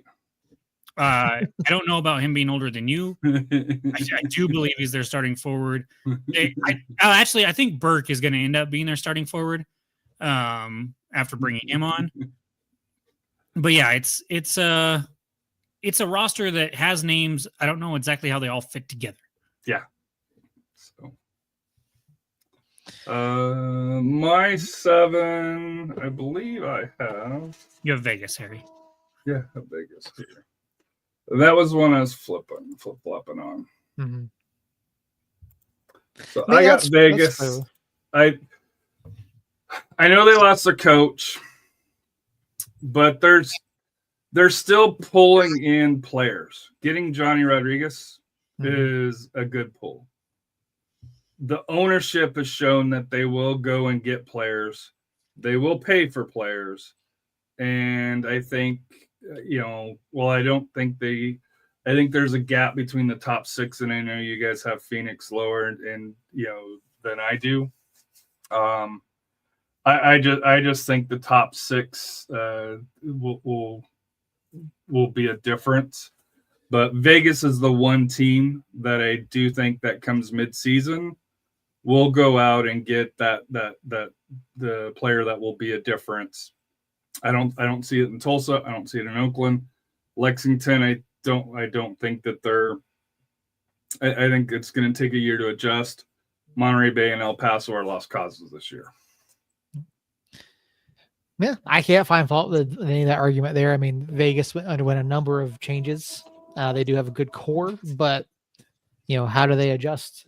And I think the front office has fumbled a bit, but I agree they do have the money to go out and pick someone up mid-season.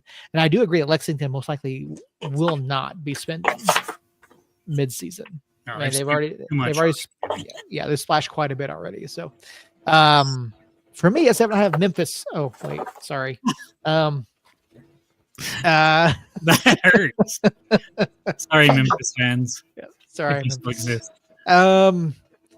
This is where it does start to get tough. Obviously a lot of turnover in Vegas. I don't like what Oakland is doing. Orange County, there's no telling what's going to happen with Orange County. But for me, 3, 2, 1, Oakland. Oakland, yeah. Yeah, same. Yeah. I don't like what they've done with their off season. I think they've let too much go. You drop Johnny, like it's. I don't know what they're doing. Or you add Johnny Rodriguez, but you lose Memo Diaz. No, now they lost. Rogue, They lost. Blanchett. Yeah, they lost. You lose Dom Dwyer. Now, to be fair, Dom Dwyer was not exactly lighting the world up for them, but you lose a lot of attacking options. Right now, you don't even have, in my opinion, a top tier goalkeeper for USL Championship. I think they're going to have some issues. Now, do they have the money? Do they have the money spent? Absolutely.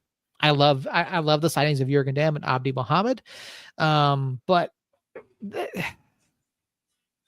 none of them really move the needle for me to want to push them up into a potential home seed. Yeah, I mean, I feel pretty similar. I had them top 4 until the Rodriguez news came out, and then that was more of a. I mean, it wasn't just that they lost Rodriguez; it was more of a like, what are you guys doing? Like, Rodriguez is a fan favorite. When we play them, he's the one that I don't want to see. I can't stand playing against him. And then you go and you transfer him to a Western Conference team that theoretically should be your rival because it's Vegas and they're taking all of your other professional sports teams in Oakland. So how are you going to transfer arguably your best attacking player to Vegas this late in the offseason? And I just it blew my mind. And so I think they're on that borderline. Like, I could see them finishing outside of the playoffs. I could see them finishing 6, maybe, but I think 7's about as high as I can see finishing. And it's really just the teams below them I feel worse about than them. And it's kind of a shout to Abdi out there. And then they brought in Panos or Manakis, who's a real good midfielder. And so, but yeah, it's a weird team. I do think, like, I love what Oakland does. Like, as a club, I've always loved Oakland, their kits, their attitude, their style, their message. I've loved all that. It's going to be interesting seeing them play in the Coliseum. I don't know if that helps or hurts them. We'll have to see, but 7 is a good spot for me. So Christina is highest on them as well. Do you have them at 6, Christina? Or do you I have them at 6, yeah. Well, for one, I just want them to do well for Abdi's sake. I really love him, and I want to see him have a good season. But also, just like you just mentioned, Jacob, I just like the club in general. I like what they represent. I like their culture. Whether or not the players on the pitch really perform well this season, I don't know. That just goes to show, like, the West is just such a toss-up, especially when you get into these upper tiers.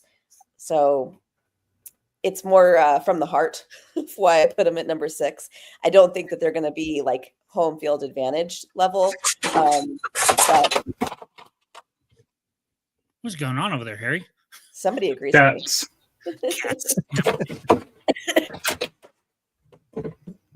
So yeah, more reasons why I'm putting them at number 6. All right. Who wants to go next with their 6? Go ahead, Seth. All right. I have to go with Vegas. No sugarcoating it. Big changes in the offseason. I think there is some aggression. You know, it's tough to replicate the success. The massive uptick they made last year to where they're at now.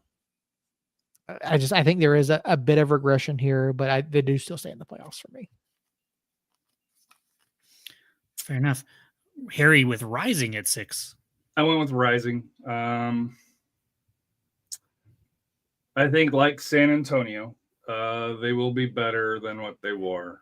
I think the new coach is highly rated. Let's not forget Eric Quill came in last year with kind of the same track record, same regards within the business. And obviously he's done very well. Just to me, and I know you guys are more rivals than we are, but I just think historically Phoenix has done more things right than wrong.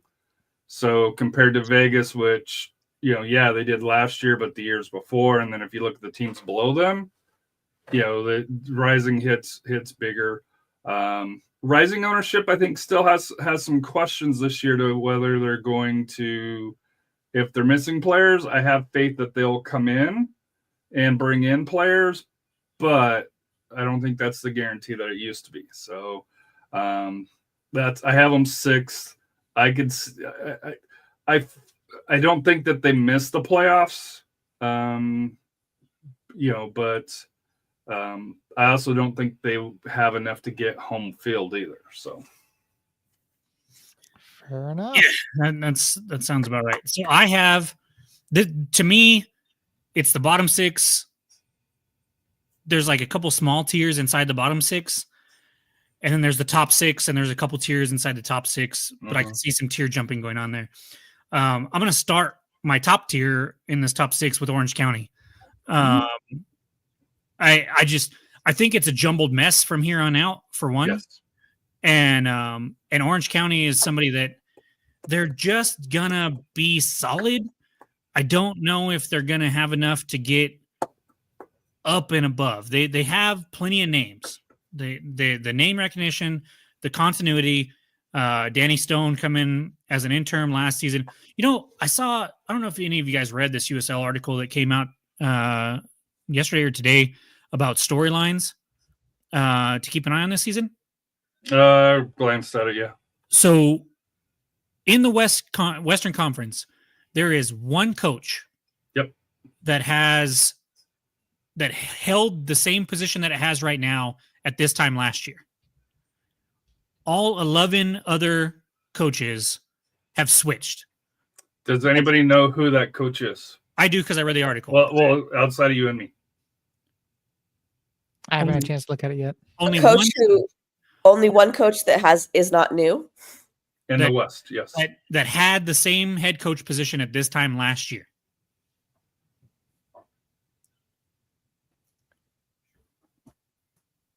Is it Colorado? It is Colorado Springs. Yeah. Everybody else either lost their coach this offseason or lost their coach sometime last season during the season. And so Orange County had Danny Stone come in, that was their third coach. Yeah. And so, but I like Danny Stone. I think he can be a solid coach. I think he raised their level last year. I think Tristan Traeger coming in is one of the bigger names that moved to me. I think he has the potential to be an absolute stud in that forward position. They also bring up Liam McKinnon from League One that can do some damage as an attacking midfielder, possibly. They retain guys like Cameron Dunbar and young man Bryce Jameson. I'm not sure what their backline looks like how solid it is. They kind of don't. In fact, if you look at their roster, at least on Transfer Tracker for John, they have 3 center backs on the roster and only 1 from last year. So the defense is kind of what kept me from putting them up higher. I think attacking wise, they have a ton of talent. I just don't know if defensively what they're going to look like or how they're going to play, or if they're going to be able to perform and keep other teams from scoring. So for those reasons, I had them at 6. And it just seems like 6 is a good. They finished 6th last year. They finished 6th the year that they won the title. 6 just seems to be kind of where they like to hang out, and so I put them there. I do not have them that far off from you because I have them 5th, pretty much for the same reasons you said. Mm-hmm. I always underrate Orange County, so this year I'm trying not to underrate them. They're a team that on paper, you see a couple of names that make you go, but then you're like, but there's really not a lot there. And I don't know if it's a bias that I have against them, but to me, they're just, it's like, and that's all I feel about them. It's like they're, they had a three game run, in the year they won the title. Outside of that, it's not great, not bad, just, they're there. Did anybody else have them at 5? Christina had them at 5. Okay. Fair Yeah, enough. I feel like they're just one of those squads that always somehow manages to make it work. I don't know whether they have an amazing squad or lackluster or new coach or same coach. Like they just always manage to make it work. I feel like that's what El Paso would say about New Mexico too. Yeah, so for me, 3 through 6, and really, I guess maybe a little bit more 3 through 5 is really just kind of a mess. Like it really is. I don't know that I trust Orange County. That's the thing, because I want to say I was pretty high on them last year, and then they really underperformed for a lot of it. My problem here is, and honestly, 4 or 5 is kind of a flip-flop between San Antonio and Orange County. Like I know San Antonio has improved. I look at what they've done, and I think that San Antonio obviously going to get back into the playoffs this year. Now it's just a matter of who do I trust more? Do I trust San Antonio? Do I trust Orange County? And for me, I think I have to go with Orange County here at 5. And it's tough. Like right here is really tough.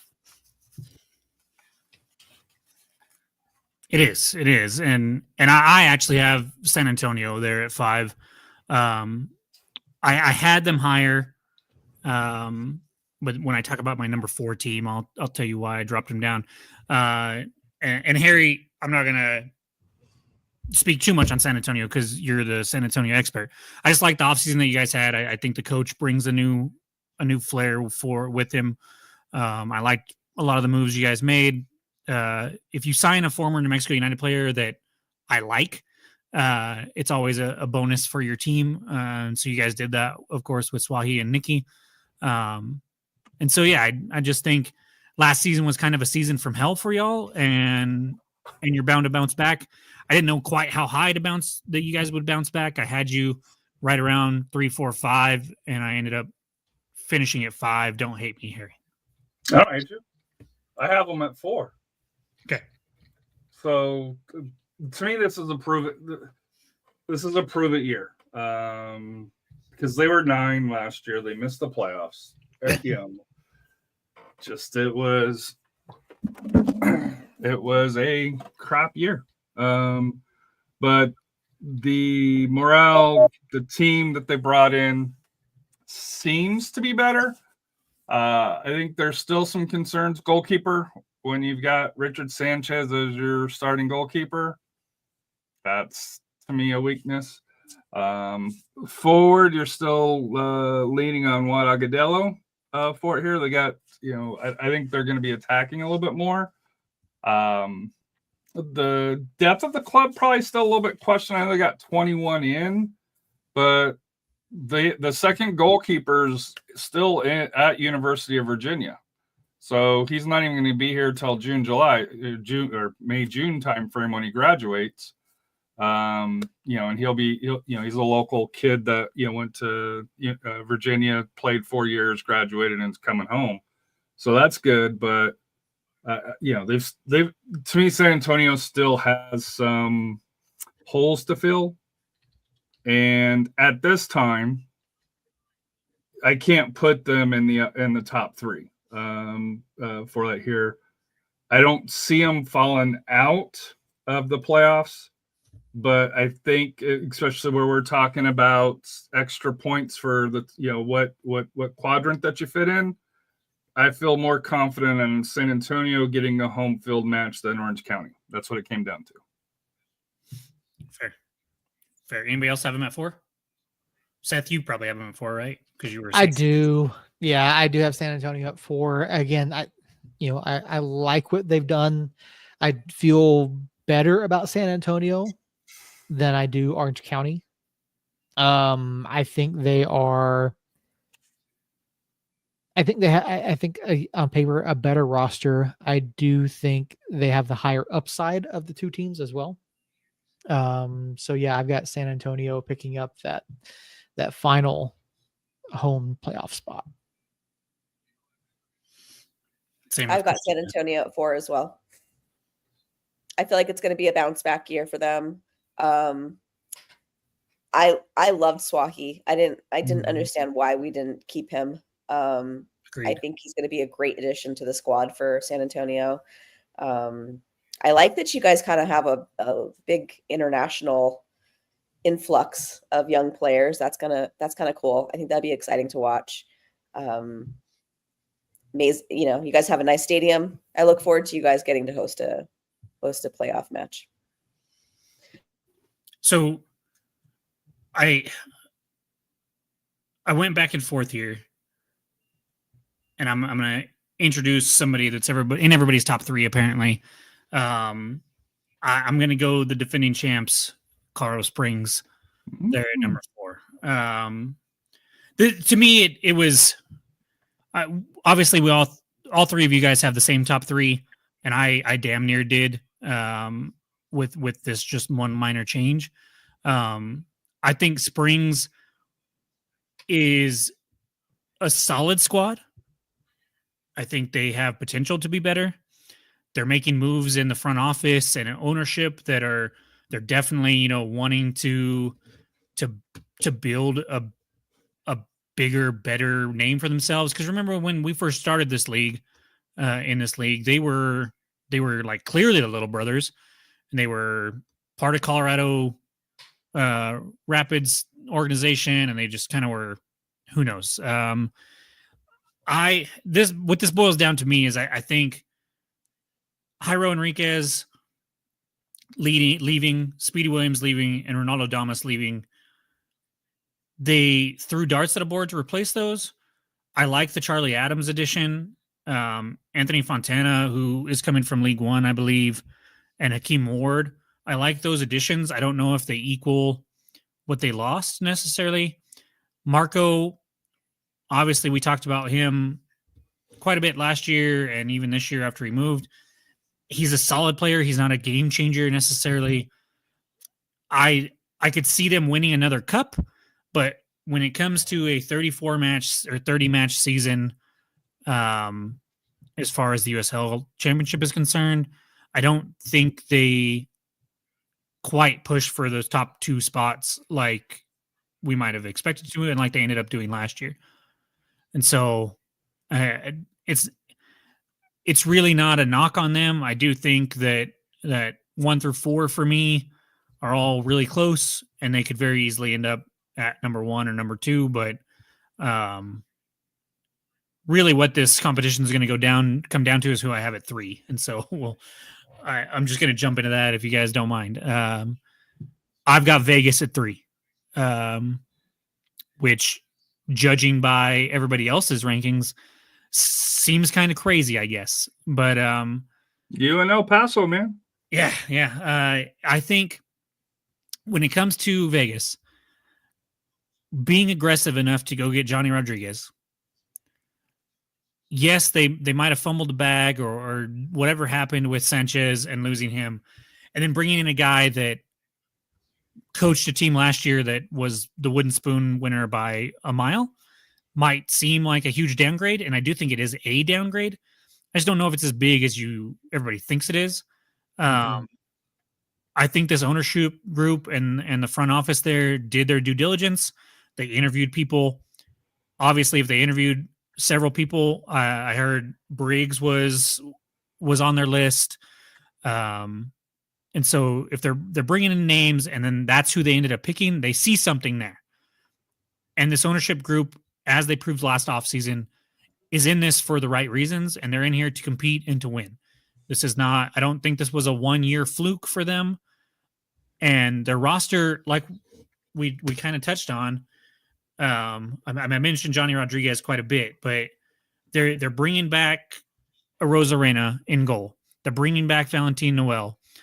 They're bringing back Joe Gao, or I think that's how you spread it. They're bringing back Sean Smart. They added the likes of Johnny Rodriguez and Yunus Budati and Knight Pickering. They're making moves. Like they're definitely not waiting till the last minute to put together a roster like they did last year. They already have a head start on last year. Remember, all of us, they made these big signings last year, and we were like, yeah, but it's Vegas, right? And they proved us wrong. They did. They proved all of us wrong. They came in, they performed. I do think a lot of that was Sanchez, but I have weird faith in this organization. Like Harry was comparing them to Phoenix earlier, right?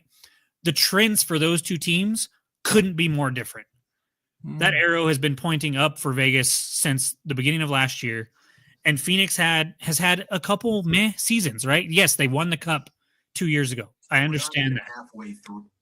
But they won the cup after a very lackluster regular season that saw them meander right around the playoff line until the bitter end. They win the cup, and then how do they follow that up last year? By barely squeaking in the playoffs again. So arrow is pointing in two different directions, and I think that trend continues this year. And I just think the Johnny Rodriguez move, the move itself for that specific player, and what that move meant in my eyes of like, hey, we're here. we're trying. We're going to have money. We're going to throw money at this.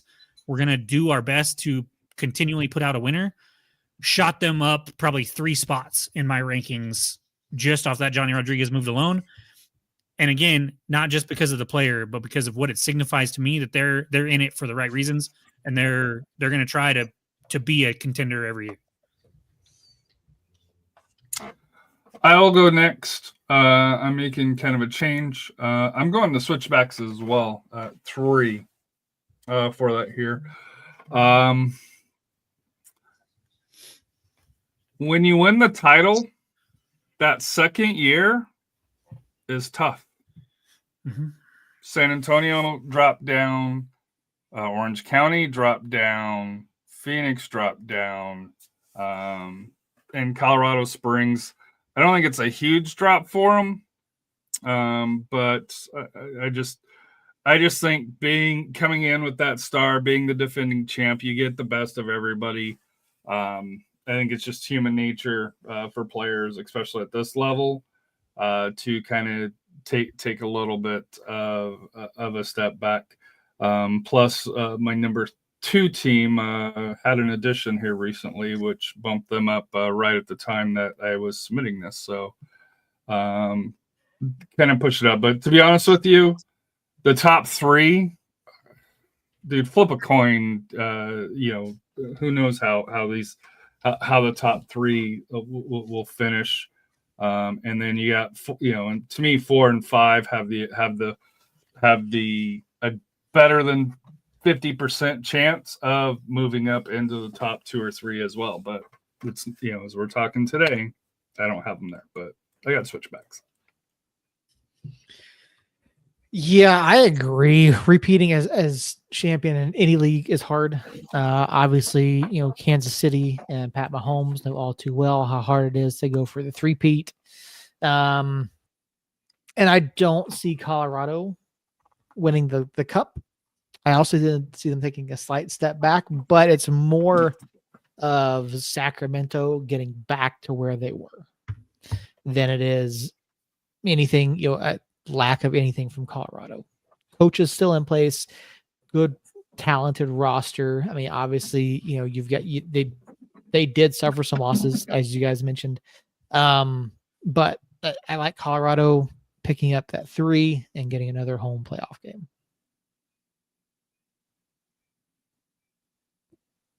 I have Colorado at 3 too. I struggled a lot with the top 3. I agree with Harry. It's such a toss-up. It's, to see, I could see what, who was it? Justin or Josh, somebody saying that Colorado being the sleeper.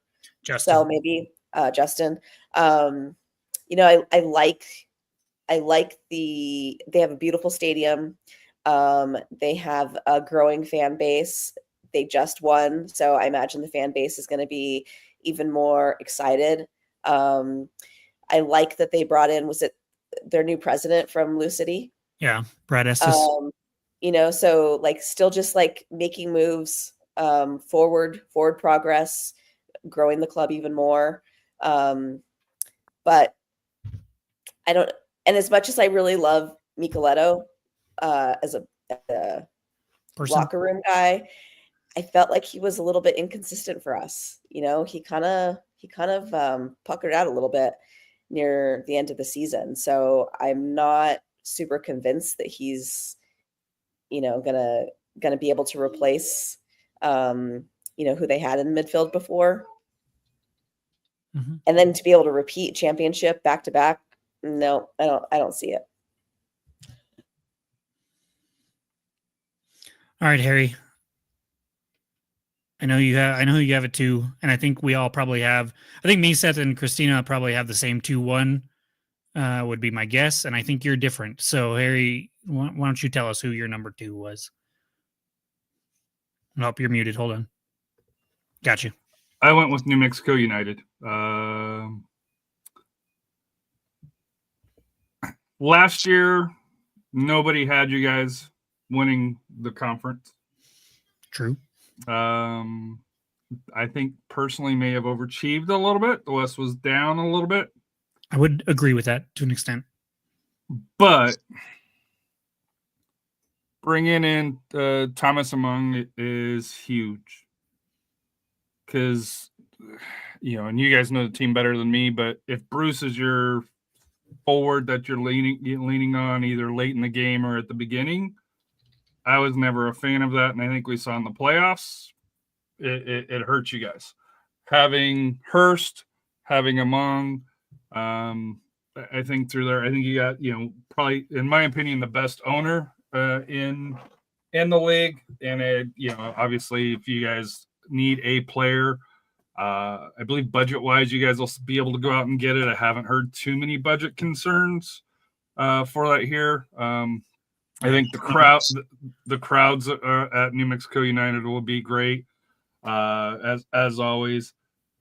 Just to me, like I said here, partly the reason why I don't have you as number one is because, well, if I put you at number one, then you're going to have a shitty year. So we will go number two and put the curse of number one, Harry's number one, on somebody else, because it seems like no matter who I pick number one, because I think last year I picked Phoenix, and well, they had a great year, didn't they? Yeah. So I'm assuming we all had Sack at number two, or did one of you guys put us at number two? I'm just being a hater, and I put Sack at 2 because I just don't think I don't know. I'm not convinced that they really should have that number one spot. Not that New Mexico should either, but I just have way more confidence in our squad and our owner, the admin, bringing in Coach Sanchez. Like, he just had an amazing year last year. I feel like he's an expansion on what Quill had gotten started. And then I think just the addition, I feel like a lot of the USL show put us at 2, right? Yeah, just a 3, but at 3. Yeah. I feel like I'd heard somebody. But that was before you brought in Among. Yeah, I think if you brought in Among, that's what I was going to say. Even John with his grading of squads, I feel like all of that was happening before the latest announcements. And so I kind of like that United sort of snuck those announcements last minute, kind of like surprise attack. So it's like a little bit hard for me to say, yep, we're gonna keep number one. That's a little hard, but in reality, I believe in them, and I believe in the squad that Itmar and Coach Sanchez put together. And the fact that, was it McKenzie that said that it's the best locker room he's been in? I love that they're already gelling. The new guys joining with the returners, and I don't know. I just feel really hopeful for this season, and I don't really like Sacramento. I will say, going into last week's show, obviously we did the East last week. Had we done the West last week, I'd have had New Mexico 3 or 4. Same. There were some question marks there that I just wasn't sure about. But in the last week, getting the midfielder, like we talked about earlier in the show, about an hour or 2 hours ago now, with getting Rivas and then Among and then Jalen Lindsay, and filling 3 holes that I think we had. I look at the roster from this year compared to the roster from last year that won the West and think we got better. As a whole, I think we got better. I think we improved at every position except for Josu's position. And everywhere else that we made changes, I think we got better. And so I had Sacramento at 1 for a long time. And when you look at what Sacramento has, Seth obviously kind of shit all over him, but then still had him at 2. I was expecting to have him lower than that, Seth. Frankly, I'm a little disappointed. They still have Vidiello. They still have Nick Ross. They still have Portillo. They still have Cicerone. They still have Amon. They brought back a ton of players, Jack Gurr,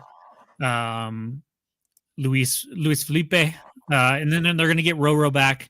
And they don't add a lot, but they add enough around the edges that I think they're gonna be solid. The center back, I'm still not 100% sure on, but I do think they're gonna be well coached, obviously, with Neil Collins coming in, because like I said a little bit ago, everybody changed coaches. And as far as pedigree goes, a team did not bring in a better coach than Neil Collins.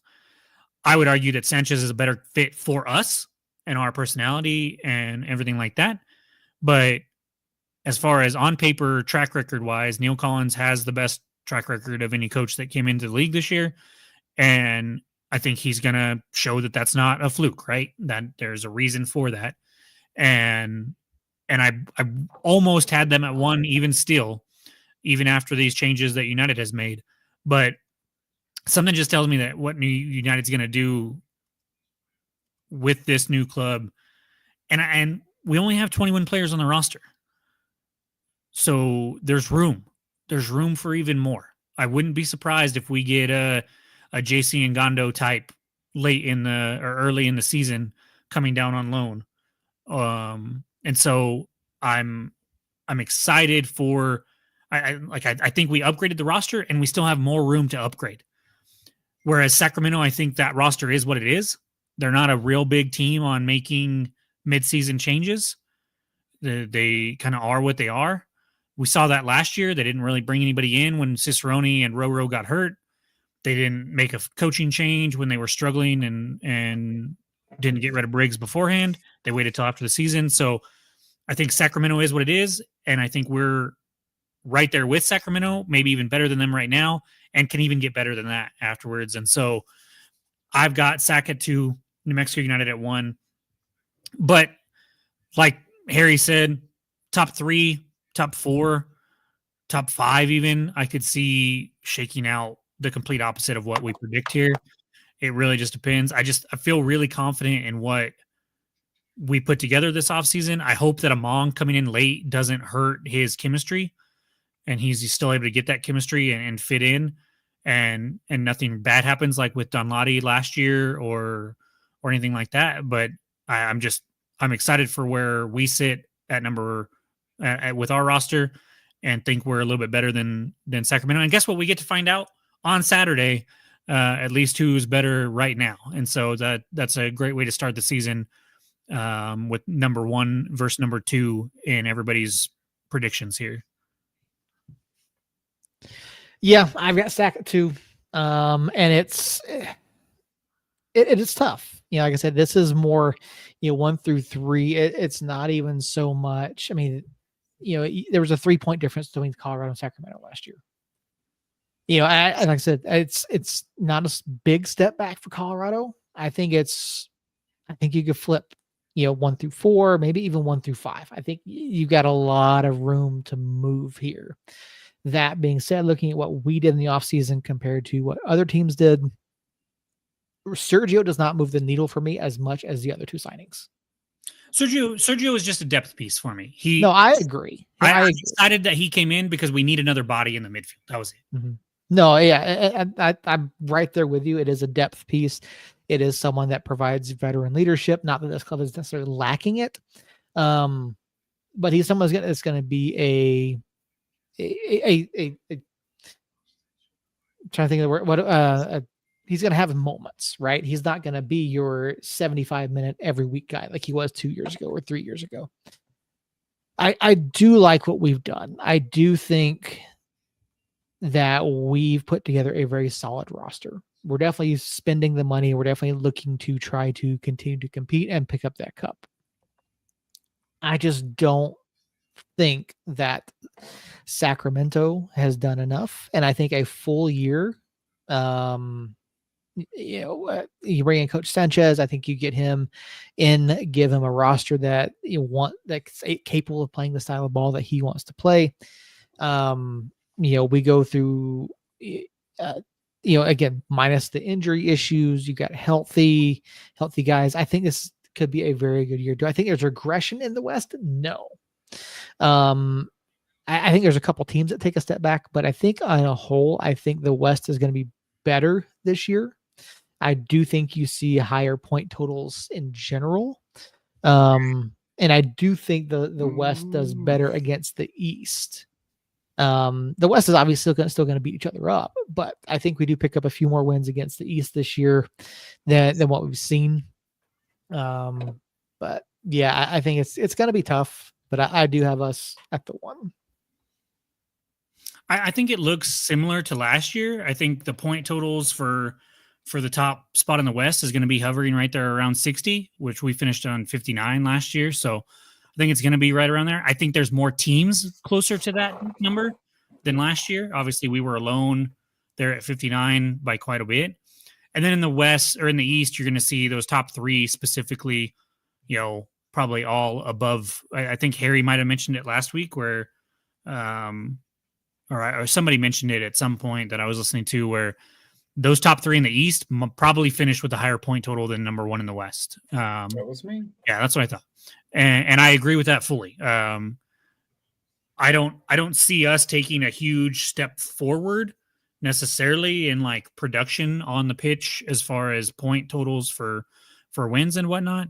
I think we score more goals. I think our defense is a little bit better, but I don't know if it'll translate necessarily. But I think we finish right around that 60-point mark. I think Sacramento finishes right around that 60-point mark.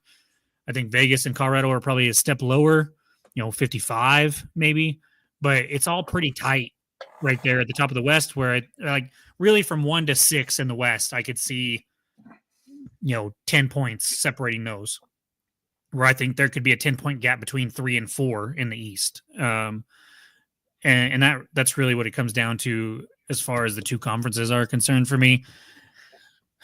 I'm feeling really good about the league as a whole. Like, Harry, you've followed this league longer than we have, obviously, with us coming in 2019 and you guys going into year 10. The quality that I've seen on the pitch, in the organizations, the front offices, the merch, the social media, everything has seemed from 2019 to now to just be 10 times better than what it was. And so that excites me. And I think when we're doing this preview, we're looking at, especially specifically the West, it's like, what do we do? Like, every team, you can go to their roster and it has talent that we know is solid. And I don't think you could have said that 3 years ago. I think there were definitely some clear delineations of like, hey, Phoenix and Sacramento and Charleston and Lou City and Pittsburgh and Tampa are all going to be at the top. And then there's like a pretty sizable gap between the rest of everybody. And that's not the case anymore. There's definitely way more parity and way more talent as a whole in the league. And while that makes something like this prediction thing challenging, it gets me excited for this season and the future of USL as a whole, especially with, the League One or the Premier, whatever they want to call it, stuff going on. Like, I just think we as a league and we as New Mexico United and San Antonio FC are here to stay, and we're not going to go anywhere. We're going to be part of this North American soccer community and culture for a long time coming, and that excites me. I will push back on you. Okay. Social media, El Paso took a huge step back. Okay, yes, there have been clubs that have taken a huge step back. I think as a whole, the club has not. But I think as looking at the macro level for the league, I think it's a lot more stable. And I think that's the key word that we're seeing is, and with the USL Players Association, I think from them it's probably a little bit of a negative, where you're not quite seeing that growth. And I think that's part of the reason why USL is trying to go Div 1 as well, to reach a different platform for the opportunities for growth. But for Division 2 at this point, I think, I know if you look at our things here, you're like, well, basically, if I would have went New Mexico United, we all would have had the same top teams in the East and the West. Mm-hmm. But you look at 2 and 3, really most of them are the same as well. Mm-hmm. So I think you can see some stability, and then you'll see some mixes. But you really look at our rankings. Yeah, there's some variances, but there's no huge gaps. I guess Vegas would be the biggest one, where Christina has them out of the playoffs and you have them as a top 3 seed. But I think that's part of Vegas, is they just don't have that history where you're going to put them like Colorado Springs, like New Mexico, like Sacramento, where it's historically, and this is the problem where we fall for victim here. Historically, we think Sacramento is a great team, but if you really look at their records, they're Orange County-ish. Yeah, they really are. But they have that reputation, and of course they're bringing in Neil Collins. That's why I've kind of bumped them up to number one, because I do think they got the best coach out of all the hires. Mm-hmm. And I just think repeating in the West, even at the Western Conference, is tough to do. Agreed. Seth or Christina, you got any final thoughts on the predictions? Because we've gone for 2 hours and 15 minutes now, and that's by far the longest one we've done in a while. I knew this one was going to be long, but and I wasn't even here for the most of it. Well, that's because we were the whole reason why it's so long is because we were stalling trying to wait for you to get here, because you took 45 minutes to figure out how to click a link. Well, no, it would never showed up on my darn phone. I was going to do it because I was sitting in the Whataburger parking lot, like, okay, can I get it? I restarted my phone, went to my settings. Okay, hey, and just I could never pull it up. Did the little search engine. Even coming home, I'm like, dude, why am I not pulling it up? They put it in the junk file. I'm like, why is Seth's emails going into junk? He's not junk. Well, good to know, Harry.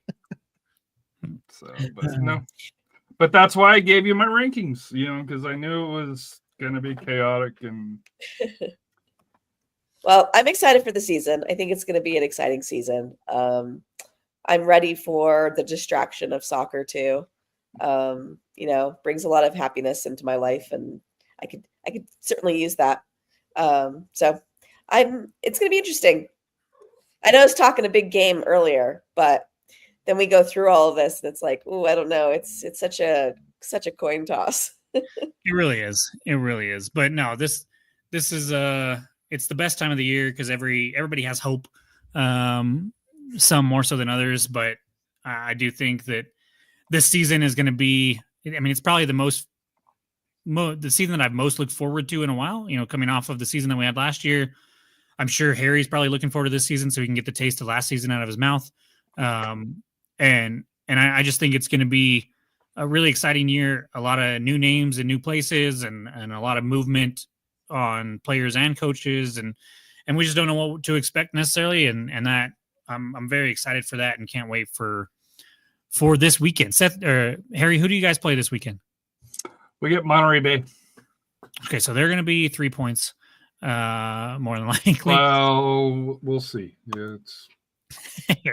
Harry's saying that the team that he predicted to finish 4th isn't going to beat the team that he predicted to finish 11th. But okay. Is it in Monterey Bay or is it in San Antonio? No, it's in San Antonio. But and you're still not sure. Okay, all right. Dude, we got it. Let's just see how the team comes out. We'll just leave, because preseason's one thing. It is. Let's see it when it really actually matters. No offense, you guys don't have this issue, but let's see what San Antonio FC does stadium security wise. Let's see how. I got you. Because last year from the start, SAFC soured everything. We're just going in. They were already on the back foot. This year, that's not quite the case, but it's also not. We didn't know about, hey, they're going to start charging $18 for parking in a spot that was free until I think this time, Wednesday of last year, the Wednesday before the game. So there's always some surprises that, at least with San Antonio FC, although we did get some positive news, and this is the reason why I like it. The April 6th is on Big CBS against Phoenix, so everybody will be able to watch it. So San Antonio gets to host one of the 2 big CBS games. Rhode Island gets to host Hartford, which I get it's a rivalry, but Hartford and Rhode Island, really. But it's a new stadium. It's East Coast bias. But you could have done Hartford, or you could have done Rhode Island and Lou City, Rhode Island and Pittsburgh, Rhode Island, and Charleston. I think would have been a much more attractive match than Hartford as far as big name availability, and because that's why I think it's Phoenix and San Antonio, is because they're 2 quality clubs out west. So It's For a 3:00 kickoff, so that'll be interesting here in San Antonio as well, even in April. Yeah. Seth, final thoughts? We're here, man. We've been waiting and waiting for the past several months for the season to start, and it's finally here. I can't wait. I get to start writing for the radio station again. So congratulations to me for that. But no, it's going to be an exciting season. You've got a lot of changes for a lot of different teams. You've got new faces in the league, new clubs. You've got just so much to look forward to. And I mean, yeah, season opener this weekend. I can't wait. The heck with all this basketball stuff. I'm ready for soccer. Yes, sir. Yes, sir. Christina, anything from you? Nope. Cool. Well, Christina and Harry specifically, finishing up the stuff that you guys had to do before the pod and hopping on, even if it was a little late. I really appreciate that. And it makes for an awesome time, as always. The chat, Justin and Josh and Jane. I saw Justin and Jane at the preseason match. Josh, of course, is home with the new baby. So did not see him, but was still fun to be out there. I mean, Josh talked about it quite a bit. Christian over there in Germany, thank you for waking up early or staying up late, whichever one it was, to be out there. Subliminal Man, and I saw Space Kid in here at some point. Just pop in for a quick second. Thank you guys. The fact that we had 7 listeners for 2.5 almost hours. Thank you guys so much. Really appreciate it. And can't wait for Saturday for sure. Like I said, keep an eye out on social media and stuff to see if we do a watch along or what we decide to do there. But one thing's for sure, you can catch Sacramento versus New Mexico United at 8:00 on Saturday on ESPN Plus in the season opener, pitting the 2 top predicted teams from everybody on this show anyways, out west. And I can't wait for that. I can't wait to see the new squad and everybody out there just fighting for the black and yellow. And I appreciate everybody that watches. I appreciate the team. It's just it's a great time of year. So thank you guys again. Seth, thanks, of course, for all you do. Glad you made it back from your trip, and wanted to wish you the best there still. I know it's still hard going through loss and stuff. So glad you made it there and back and made it here for the pod, and was a robotic professional as always here on the pod. I really appreciate that. And so, yeah, tune in next week. We'll be breaking down the first regular season match. We will have some jersey talk, some kit talk, I believe, is what I would like to do a little bit of, because we will be, I'll probably announce it on social media this weekend, but we will be talking about the giveaway that we're going to do this year, where I am going to give away the new glitch kit there. And because I love y'all, I had it signed by 11 of the United players at the Black and Yellow Bash. I waited in line just to get that done. And so I was going to get everybody, but I thought, no, I'll let whoever wins finish out the rest of the roster if they wanted to. So went with one of the tables instead of both of the tables at the Bash. If you're someone local, you can get it signed by everybody else. Otherwise, if you're not, then you at least have 11 of the players signatures there. And I'm really excited about that. We'll talk about the ins and outs of how that's going to work next week and on social media. In maybe this weekend, I might get it out on social media a little early to give you guys more than just a week to enter for it, because we will be drawing the winner live on the show the week before the home opener, so that I can take it to the home opener if whoever wins it is going to be at the home opener. So excited to be doing that again this year. Last season, it was a huge success. We had a good time doing it. So I think this year it'll be just as much fun. So tune in for details on that. And we'll be back next week. Christina, you unmuted. Did you have anything you wanted to add? No. Okay. I wasn't sure. Just making sure. So yeah, we will be back next week to talk about all that, to talk about how many of us want to change some stuff on our predictions, because we're going to overreact after week 1 of the USL Championship. But no, until then, guys, somos ninos. We love y'all, and we'll see you next week.